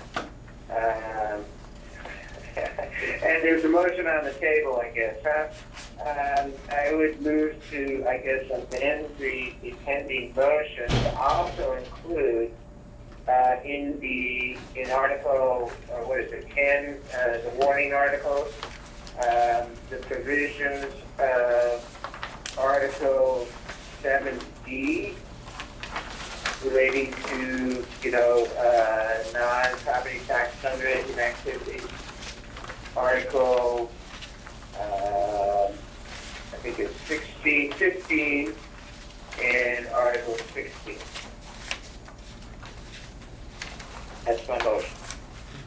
second? I'll second it. Okay, Elin will second the amendment. So the amendment, I think everyone heard, was to amend the original motion so that it would include the paragraph 7D, which we talked about tonight around the fundraising, as well as Articles 15 and 16 in the warning. So making a more complete version of our articles on the warning. Is there any discussion? Steve? So I find rather compelling, actually, and Herb, I'll try and speak up so you can hear, but I find very compelling and have thought all along that leaving some flexibility into what was we originally talked about, it was under the heading of school choice. But my feeling is that this school district, supervisory district, will evolve over time, and that thinking of just having students go to the building that's closest to where they reside may not always be what we want. And so I would prefer to leave Article 16 off of Article 10, if you will. Great, thank you, Steve. Any further discussion before we vote on the motion?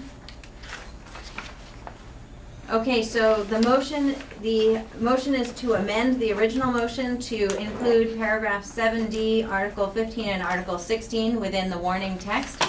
All those in favor, in the room, please raise your hand. We'll do the phones in a minute. All those in favor of amending the motion, please raise your hands. Okay, I have no hands up in the room. Michaela, are you voting for or against the motion, the amendment? Again. Of course I am. So, and Herb, you're voting for the motion? You betcha. Okay, so we're gonna let the record show that that's 1 for, and then 1, 2, 3, 4, 5 against, and 1 abstaining. And Michaela, did I count Michaela? No, 6. 6 against, 1 1, abstention. 6, 1. So Yep. the amendment does not pass. So I'd like to move to a vote on the original motion, which was to approve Article 10 as presented with the warning text. So all those in favor of approving Article 10, approving the motion, please go ahead and raise your hands in the room. So we have 1, 2, 3, 4, 5 voting in favor in the room. Michaela, how are you voting on the motion? In favor. In favor, 6 for. Herb? I'm voting against that. Okay, so that will be 6 to 1 to 1, and because we have 8 members tonight, we need to have at least 6 for 2/3. Right, and technically we have 7 members voting, which is actually not on my chart, which would be less than 6 for 2/3. There's probably 5. Because 8 is technically 5.3, but since we can't get a 0.3, we round that to 6. Okay, so then that motion passes, so we will incorporate Article 10 as written with the other edits as we have discussed, or as come out. So I think that is basically what we needed to cover on the articles tonight. Steve has suggested that we should make an attempt, not tonight, maybe we can do this next week.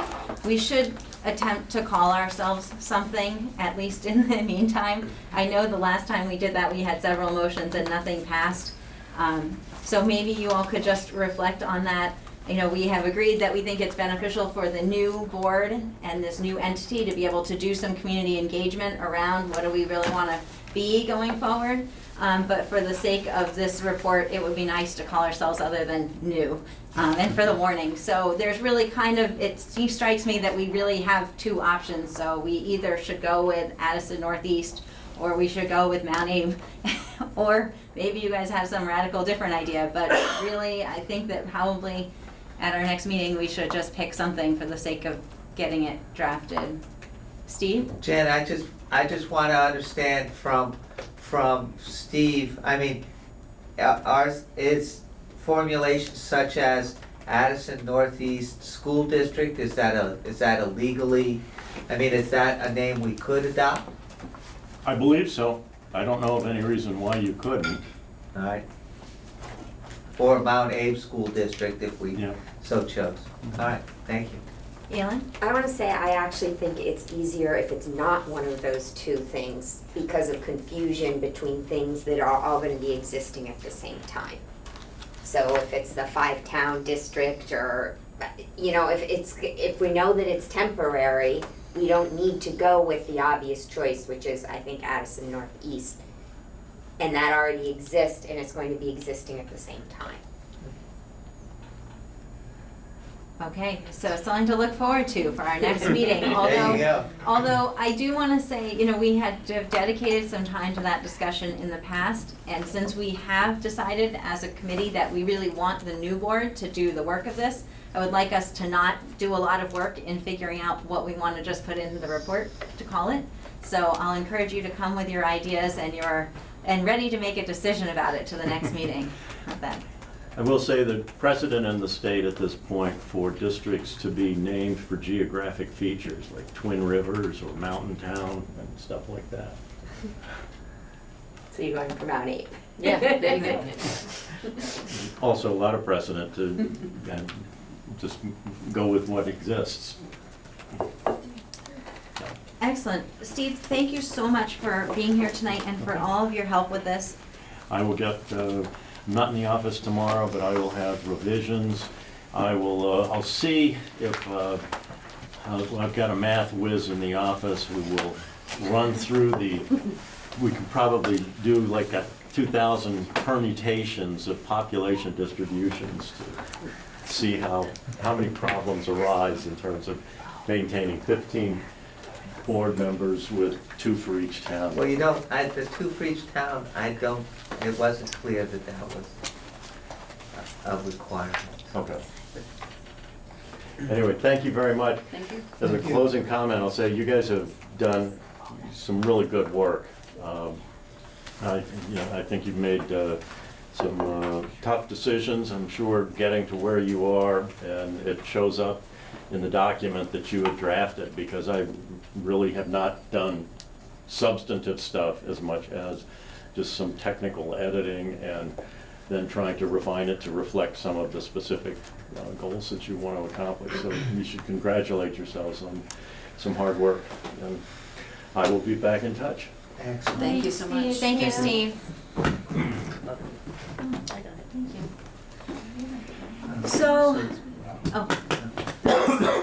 So we're gonna move on to item number 5 on the agenda, which is reviewing the report. I am gonna turn it over to Katrina momentarily for that.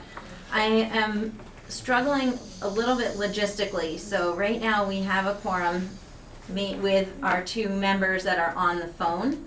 I don't know if it's gonna be feasible. They are on 2 separate phones, so I guess their phones could be brought to 2 separate small groups, or whether we would like to, basically, I guess we would have to officially adjourn if we were not gonna keep the members on the phone, and we could have discussion about the report.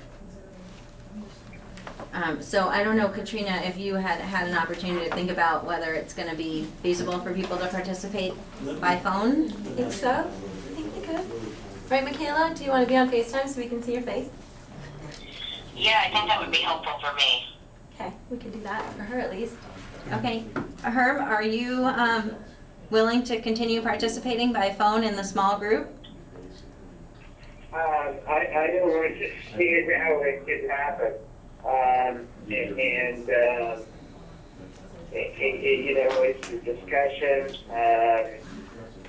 I don't have any burning desire to try to listen to people that are, you know, it's very hard to hear anyone that's far away from, you know, any sort of distance away from the microphone. And personally, I don't think it's going to be feasible. Okay. Well, I appreciate your patience with it. I keep hoping we're going to figure out the technology that can make this work. You know, the one thing with the small group is I think that Katrina's envisioning groups of 3 or 4 people. So, you know, it would be maybe people who are sitting closer to the phone in a quieter space, which might be helpful. But I understand that, you know, if that's not something you're up for, that's okay too. We just would need to adjourn the official part of the meeting. Do you want to vote on minutes? I know. Yeah, I know and I'd like to turn back in when you close the small group discussions. I mean, I'm assuming there's going to be some sharing of what the small groups discuss. And I know that Nancy sent in some comments. I sent in some comments. And I don't know, Jen, when you think it's appropriate to take those matters up. So the way that we're intending to discuss the report is going to be through the small groups, and I think that the more detailed comments were, the request was to send them to Allison and Katrina, and that they will be reviewing those, is my understanding. Is that? Just collect all of the feedback that we get tonight and then prepare Right, it for but you. will the small groups, for example, received Nancy's comments, for example, and I guess my comments? So Herb, that's not really the structure of the small group discussion. Those detailed comments were going through Allison and Katrina at this point. And I believe they have received those comments, so if you would like to be part of the discussion of the. That's fine, if they're not gonna be considered by the small groups, then, split it up however you want, Jen, but I would like, at some point, to be able to address the issues that Nancy and I raised with the committee as a whole, as opposed to just two individual people. Okay, thank you for that comment. I will talk with Katrina and see how we might be able to accomplish that. So would you like me to text you then when we're getting ready to come back from the small groups? And see if you're available to join back in? Are you, Jennifer, are you saying that Katrina will decide whether and how Nancy's comments and my comments will be considered? I mean, I'd like to be able to present them to the committee as a whole. So Herb, I think what I'm saying is that I don't know how that's going to happen at this moment, but I'm hearing your request and that I will get back to you. Okay. Okay? Okay. All right, thank you. So I'll let you know when we come back from the small group discussion. Okay. Okay, thanks. Bye. Okay, thank you for your patience. And so we have to, Oh, so we no longer have a quorum, so I should have done that before he left.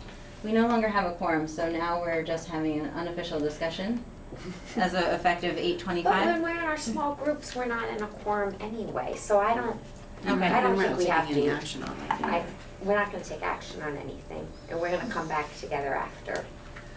Okay, and when we come back together, if Herb rejoins the meeting, we will have a quorum. If Herb does not rejoin the meeting, we will not have a quorum, and then we just will not take any more action at that point. So much easier when we have a quorum. Can I ask a general question? As we're talking about the report, I need to think of the audience. So is the audience equally the public and Department of Ed, or is it more towards one or the other? Would anyone else I don't have an answer to that. It's a great question. I would gear it towards the general public myself. Okay, That's my feeling too. okay. Because then, all right, good, The Department of Ed would be interested in articles of Karina, right. specifically. And- Is that Do you want correct? to see that you wrote it? Though they Well- require this, and this is where we do all of our justification.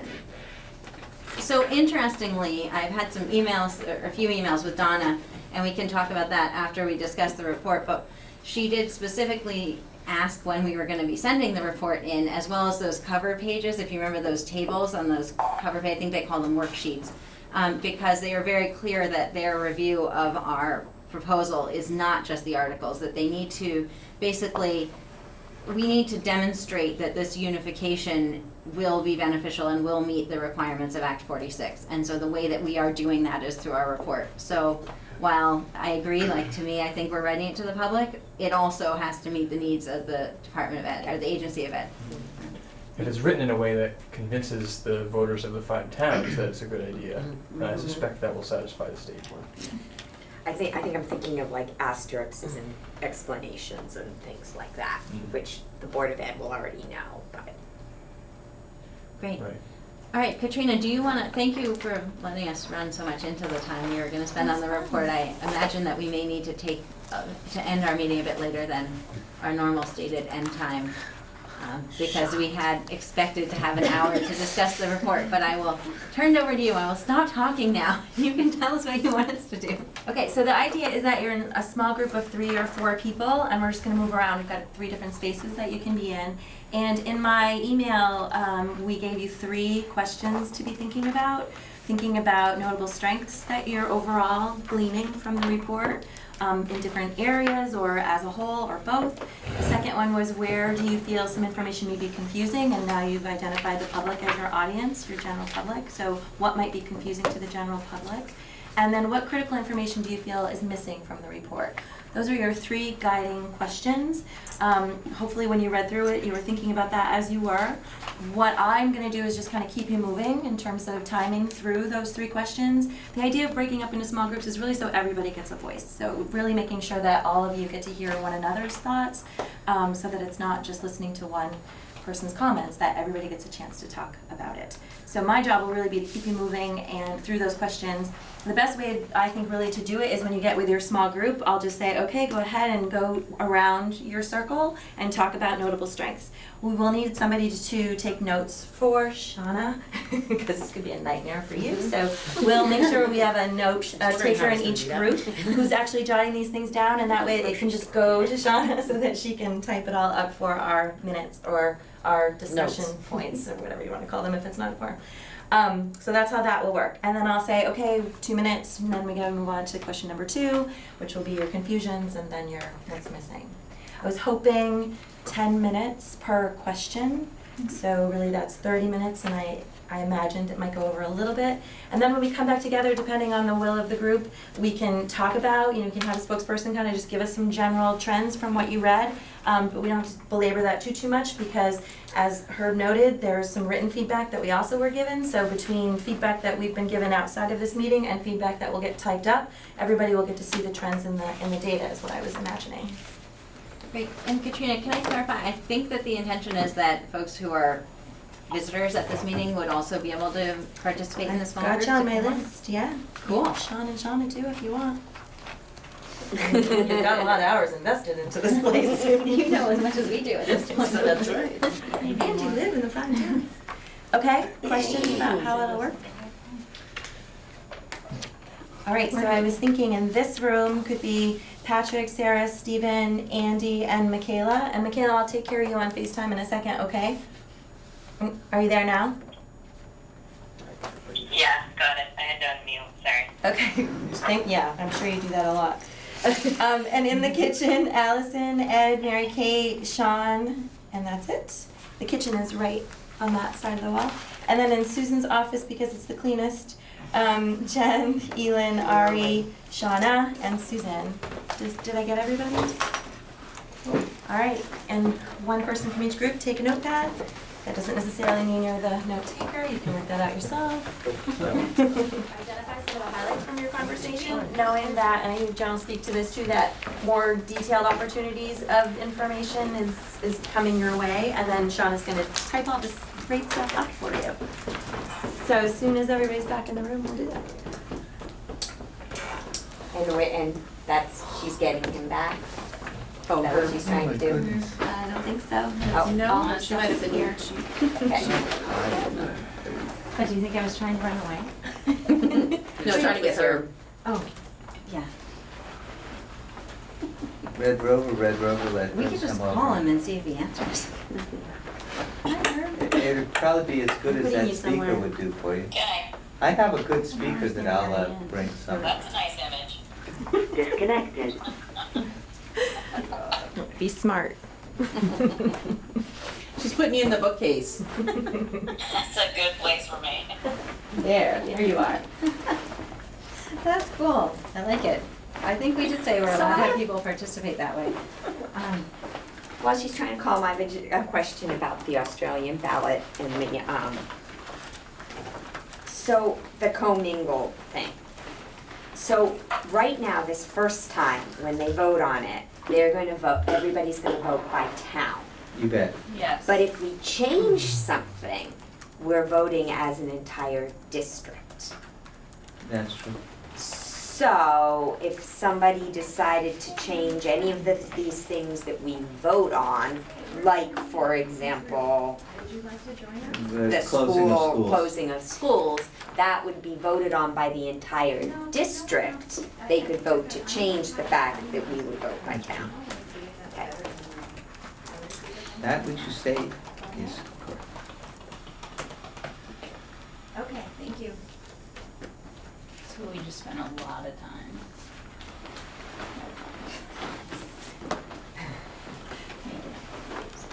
Are we good to do So our highlights? I or- think we're good. Herb is gonna be with us just momentarily. He's on the phone. He was just kind of joining the meeting, so we can go ahead. Thank you. Okay. And we do now have a quorum again. Okay, so Patrick, how about your group? Talk about notable strengths, your highlights. Okay, strengths. Thought it was readable. However, perhaps too much implied knowledge. For example, using terms like ends policy, does every community member understand that term? And there are other examples like that. Like the reasons why governance consolidation is a good idea were present and addressed in the document. There were some good examples cited in the document. There was a focus on the future and possibilities and what could be. The text was succinct. There was enough text, but not too much. And the data regarding the different funds in Appendix B was a great strength. Thank you. Just doing strengths. Yes, just strengths. Allison, your group. So again, not too much jargon, good at keeping in mind audience we're talking to. Just one mention of, on page 6, turning the language around to make it a positive. There's a positive feel to the narrative. The charts help to understand what the overall picture looks like. And the focus at the beginning is about kids, which was greatly appreciated. Great. And Sean, are you reporting out for your group? Yep. So the strengths of the report was that it was detailed and thorough. It didn't overstate. It highlighted many important points, had a hopeful visionary tone, exciting. The data tables, or at least where they were, helped to balance out the narrative, and it was a good length. Great, thank you. I'm gonna pick on you, Sean, and go back around the other way. How about some confusions and again, highlights?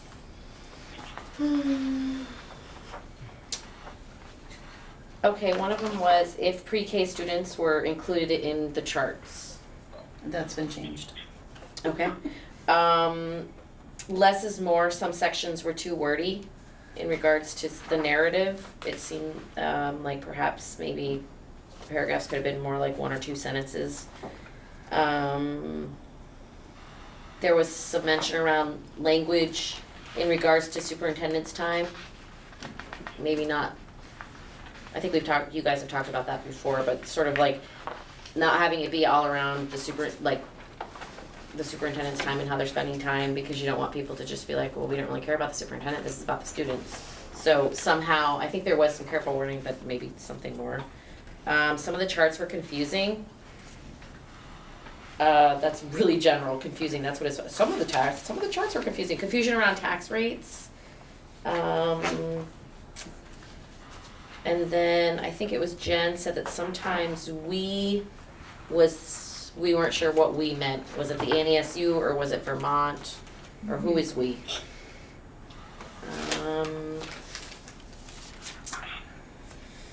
Adding narrative charts to clarify what they actually are. Actually, Ari said it in a really good way. So we need to provide figure captions and table captions Yes. so that each chart and table is clear in what point it is Yes. punctuating or supporting. Yes. And so Right. we need to be very careful that that we only provide enough information to support the argument and not to distract the readers. And perhaps even supporting that further is to have like footnotes or technical notes so that the charts are easier to dissect. So that was that.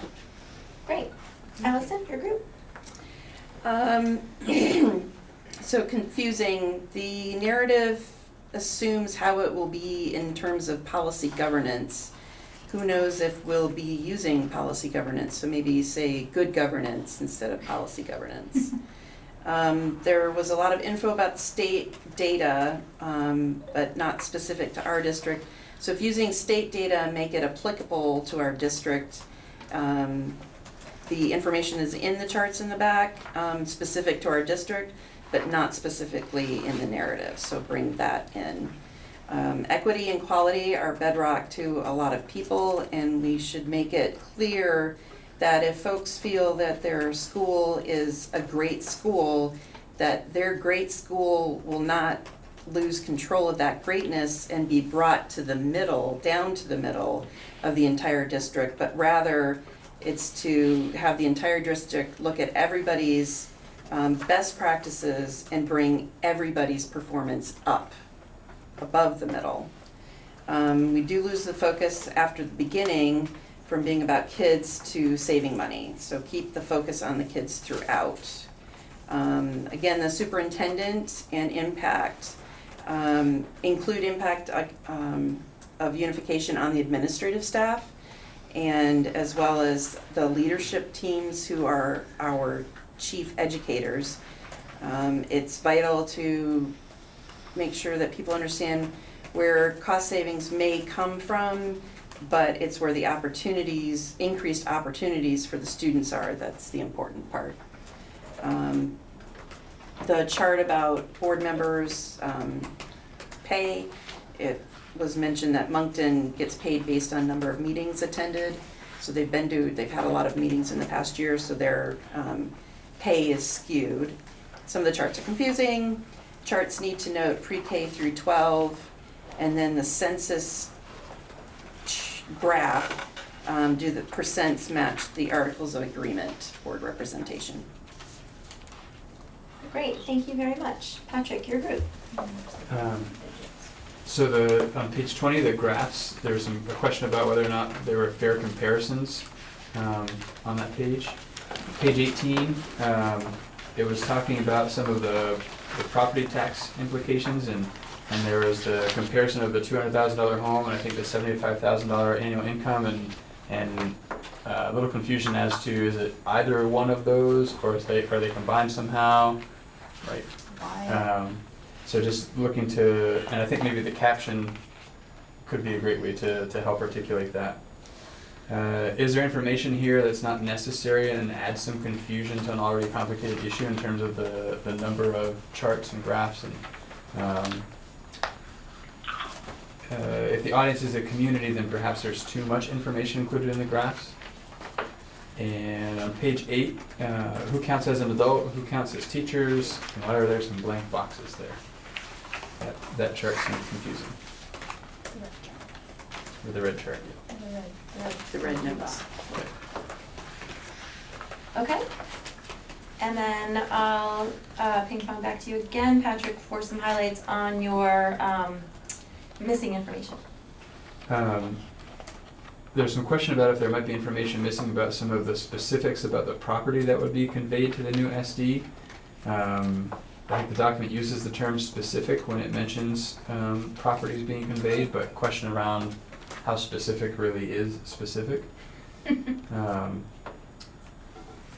general comment that maybe strengthening the language of the document wherever possible would be a good idea. For example, are there some places where the word could is used that could be changed to will, to make it less speculative, and that might be more convincing to folks who are reading this as this being something that will result in changes for the good. And a question around what are the results if we fail to act? Like what's we sort of know the carrot in terms of the incentive, but what about the stick? Great, thank you. Allison? So we need to hit harder on what's best for kids. Maybe a graph about the current board versus the unified board, what the governance structure and the arrows look like. Did you mean an org chart? Org chart, yeah, All right. essentially. it might be worthwhile from a town perspective to state what won't change. Still use dugouts in the fields, the kids are still transported, they stay in their schools, and then the PTO money, and so maybe have a table of a variable and what our current structure has and what a unified structure should have and what we would need to change in order to accomplish the unified structure. In the homestead tax rates, put in the calculation example that was used from the Vermont State Department of Taxes so that everybody understands how that's calculated. Are the tax rates all the same? When do we get our unified tax rate? How does that get determined? The homestead tax rate table. Slow down for Sean. Oh, That's sorry. okay, you're gonna give me that afterwards. Yes, Yeah. sorry. I'm doing the best I can. can. I'm misspelling a lot, but that's So okay. the homestead tax rate, does that include the savings mentioned in the narrative? And then consistency across the narrative in terms of charts and numbers in the appendices. And fancy fingers over there. Recruit. So let's see. We didn't really have that much, but so on page 17, the first year interest payment wasn't included with the debt. And Elin thought maybe that would be an important thing. If we're gonna have that on there, we should include all the debt, not just the principal payment. The other thing is somehow in there we have to highlight in some way that the unifying will allow everyone to finally vote on the supervisory union budget. I mean, it's going to be one supervisory union budget, but it will allow everyone to vote on the greater. On more. Yeah. And with that, yeah, go ahead.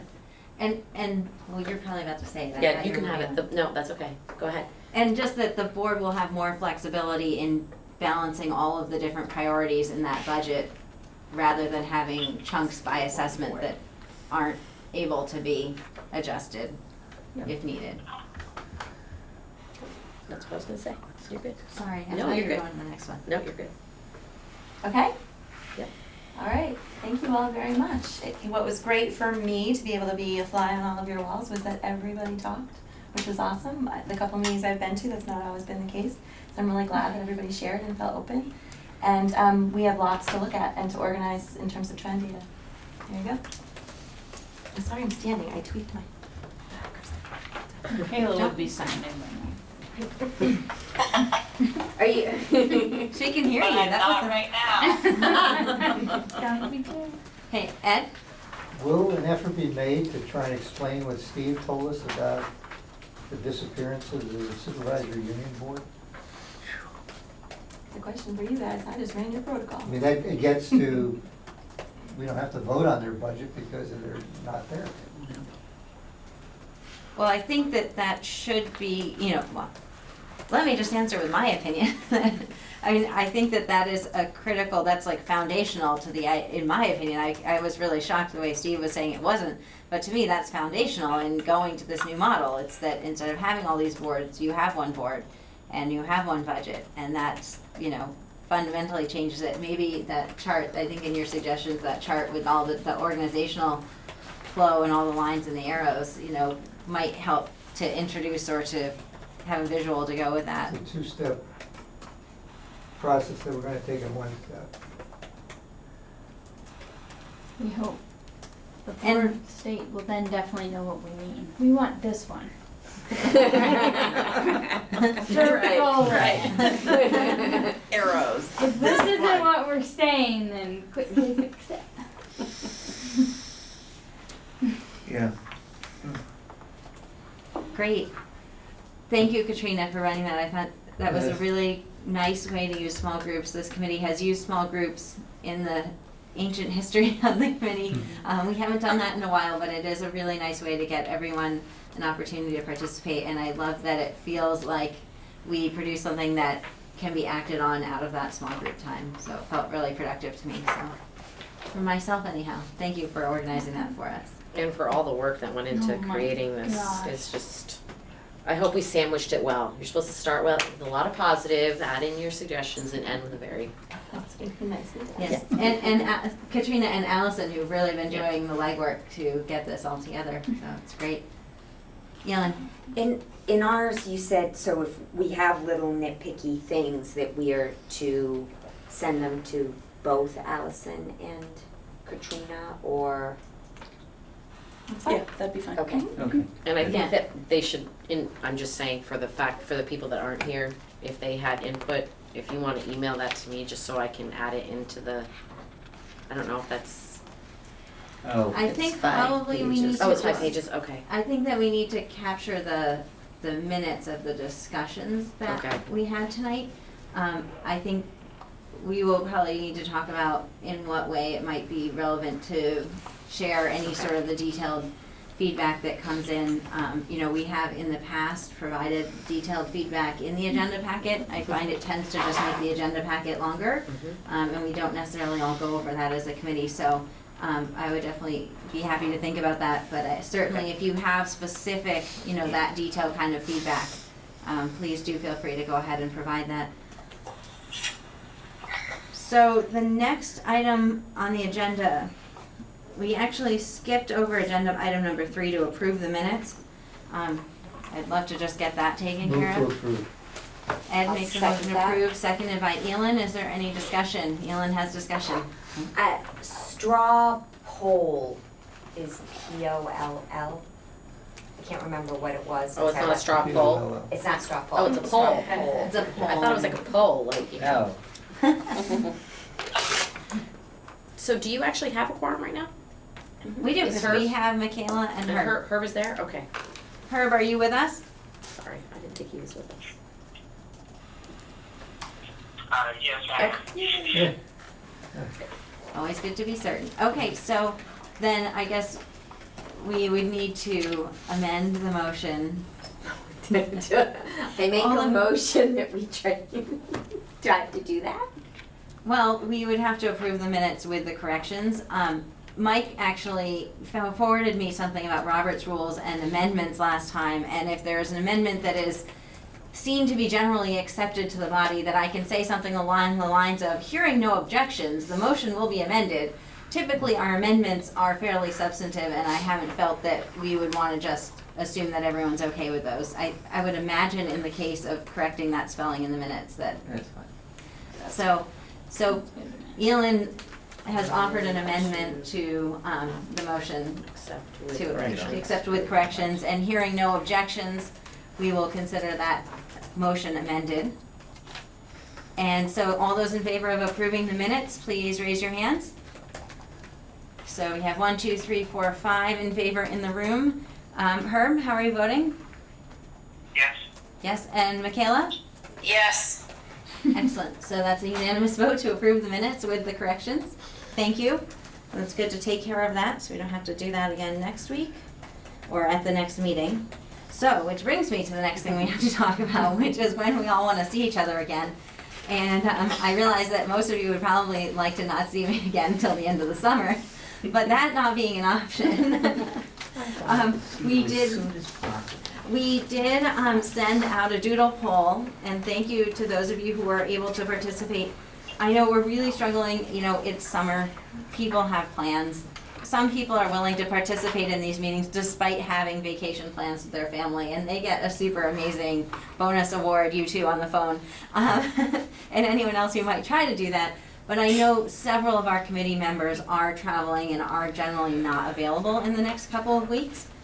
Our timeline, which is in the packet, somewhere on page, like the, is it? Yes, on page 5 of the packet, envisions that we would have a meeting next week where we would finalize the report, and that we would, basically it envisions that we have 3 meetings coming up soon, or 4 meetings even. So we have provided a lot of input on the report. What we're trying to get to is having a community forum and an opportunity for the boards to have a presentation about the report. We did ask Karen to send out and try to poll board members on whether they were available. I didn't get a chance to check with her on what that feedback looked like. I do know for our committee that that week looks better than some of the other weeks that we've been looking at.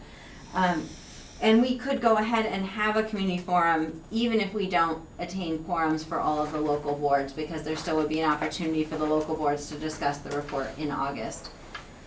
So really what I think we need to determine is how many meetings do we need to have between now and when we have a community forum is really kind of the driving factor here. And then we will presumably need to meet after that community forum before we get to a reasonably final draft of the report. There is one more important thing that I have learned just in the last 24 hours that I want to share with you guys. It's not like, oh my gosh, but the AOE is actually really interested in seeing our report before it's done, which is kind of cool. So they've been looking at our articles and giving us input, and they are also very interested in seeing the report and reviewing it and giving us feedback before we get to being done. You know, I had kind of understood the process was we had to get done, and then we had to give it to the lawyer, and then we had to give it to the AOE, and you know, at any point that one of those people might go like, you did something really bad, and we would have to, deal with that. So to me, being able to have these things reviewed in process is a huge win. I imagine that because we've had so much discussion on this report draft tonight, that we wouldn't want to send the draft as it currently exists to AOE, that there would need to be another revision to it.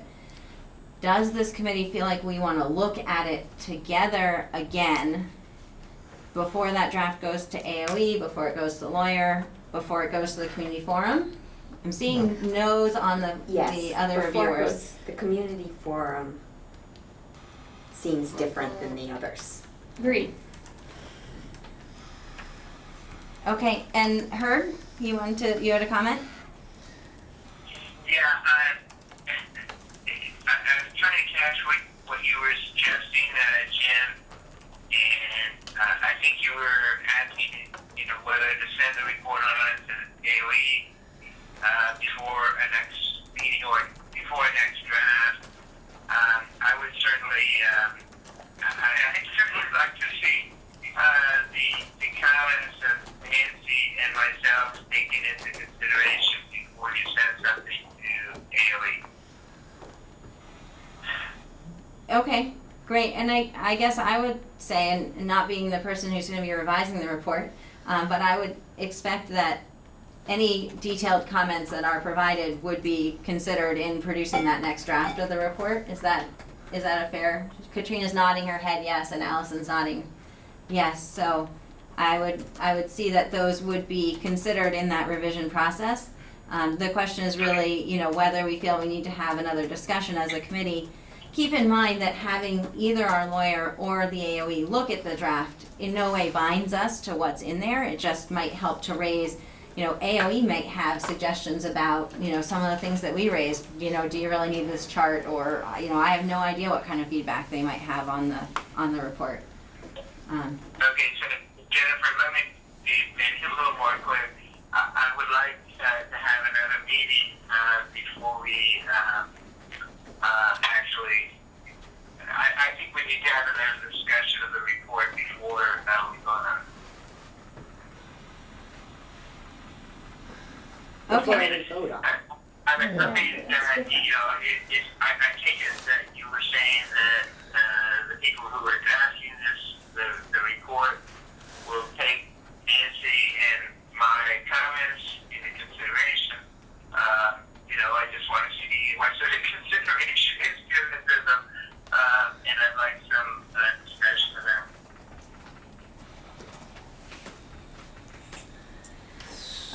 Is she raising her hand? Is that why? Oh. Yeah. Hi, Michaela. Hi.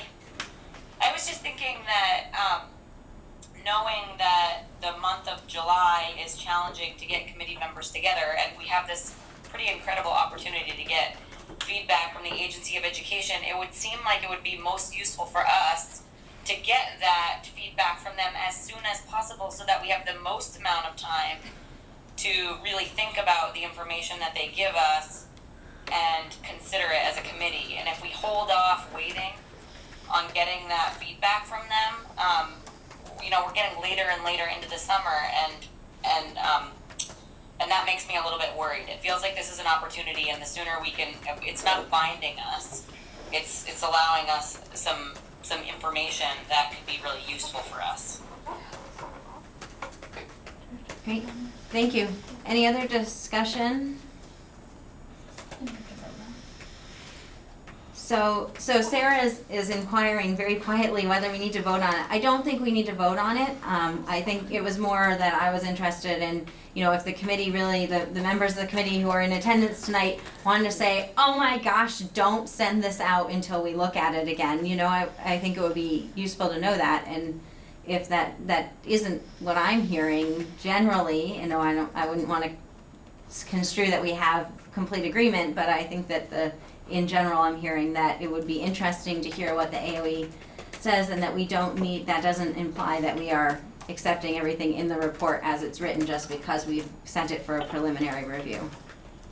Was there I think Steve had you had Yeah, so I am, I'm sort of, I would like, I guess, I'm not sure I want to send what we have tonight to the AOE, right? what they're saying. No. I want to have something that's been updated based on at least both comments that were submitted as part of the work we did tonight, plus some of the other comments. I have some comments I want to throw into the mix as well.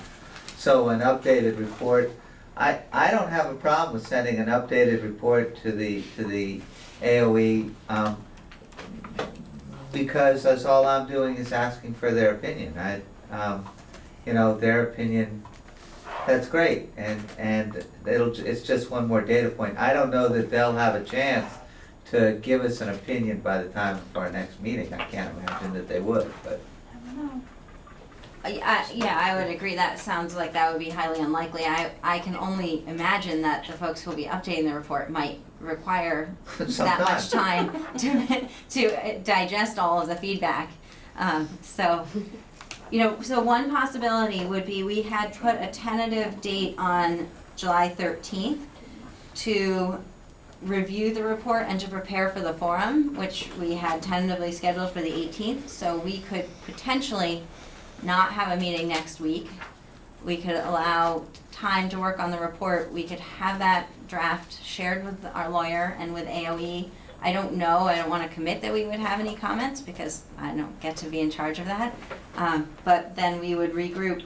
The only thing that we should note is that if we're looking at, we had talked about 7/18, which is a Monday. Looking at our committee calendar, the 20th is like all green, so we could look at Wednesday the 20th possibly for that community forum if that seems better to people. Works for me.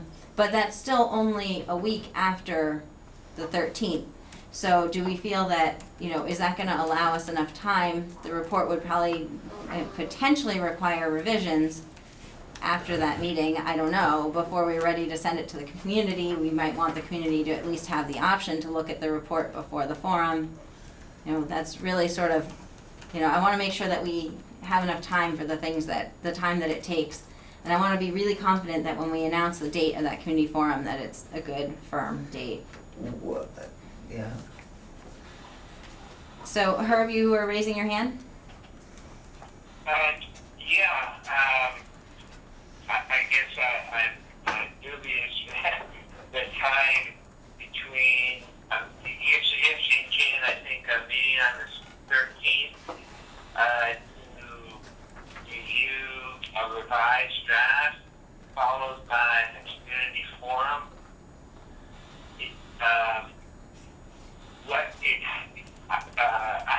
I think you cut it short because the meeting on the 7/6 or 7/7 that makes some sense. I think what the community, the folks that we're going to be talking to on the 18th need to see the final report. I would think. So I'm just not sure whether you're going to be able to get everything done that you need to get done on the 13th in order to have a final report, nailed down and sent to the the community and the boards for the 18th. Over now. So Herb, I'm hearing your suggestion that we should have a meeting next, we should have 3 meetings then, rather than 2. Is that sort of the bottom line of your comment? No, not necessarily. 7, 6, 7, 7 aren't probably not very convenient for a lot of people, but I'm just saying that if your next meeting is on the 13th, I think you're squeezing yourself in terms of getting our final report, preparing the final report. I mean, you can present a draft on the 18th, on the 13th. Then you can have discussion, then changes maybe, and then get that. And I just think, the 5 days is kind of short. That's all I know. Katrina? I guess I just need clarification about what it is that the group wants to bring to the community forum. Is it an opportunity to get more feedback into the report, to influence the final draft, or now I'm confused that some may have the impression that we're bringing a final report to the community forum. So I can only respond that I don't know that we have clearly established exactly what the goals of that community forum are, although the communications working group will be meeting later this week to be talking about that. My sense, we have had a lot of discussion within this committee about the importance of having community input before everything is final and done, and so I think our goal of having a community forum in the summer rather than in the fall once the Board of Ed has approved it is because it's not too late to incorporate some of those ideas. At the same time, I think we want to know enough that we have a fairly complete draft, and we feel pretty good about the numbers that are in there. I would be nervous if we still had significant questions about the charts, for example, and what those numbers mean. That might cause more harm than good to bring that out to the community. Is that helpful? Mm-hmm. So it's getting late. I'm not looking for you guys to make a motion on this. I'm just trying to get a sense, based on what I can see in the doodle poll, it's questionable whether we would have a forum if we scheduled a meeting for either the 6th or the 7th. Did I say quorum? Yeah. Okay. Did you mean quorum? No, I don't know if we would have a quorum if we schedule a meeting for the 6th or the 7th. So next week does not look highly favorable for that. If we feel strongly that we want to get together, we can get together and have discussion, whether or not we get a quorum. I guess I should also ask, I'm looking at Katrina, but Katrina and Allison, if we have a meeting again in a week, what's the likelihood that you would actually have, in a week with a holiday weekend in the meantime, will we have a new draft of the report to look at for next Wednesday? It would basically need to be done by this Friday to get it to folks. Right. If we're not gonna have a quorum and it's just a discussion, it could be later than that. Well, the agenda would need to be warned by this Friday. We have an unfortunate common practice in this committee of sending things when not in the agenda packet. So I would imagine with the short time frame, we could perhaps accommodate like a draft that came out by the end of the day Tuesday, if we met Wednesday.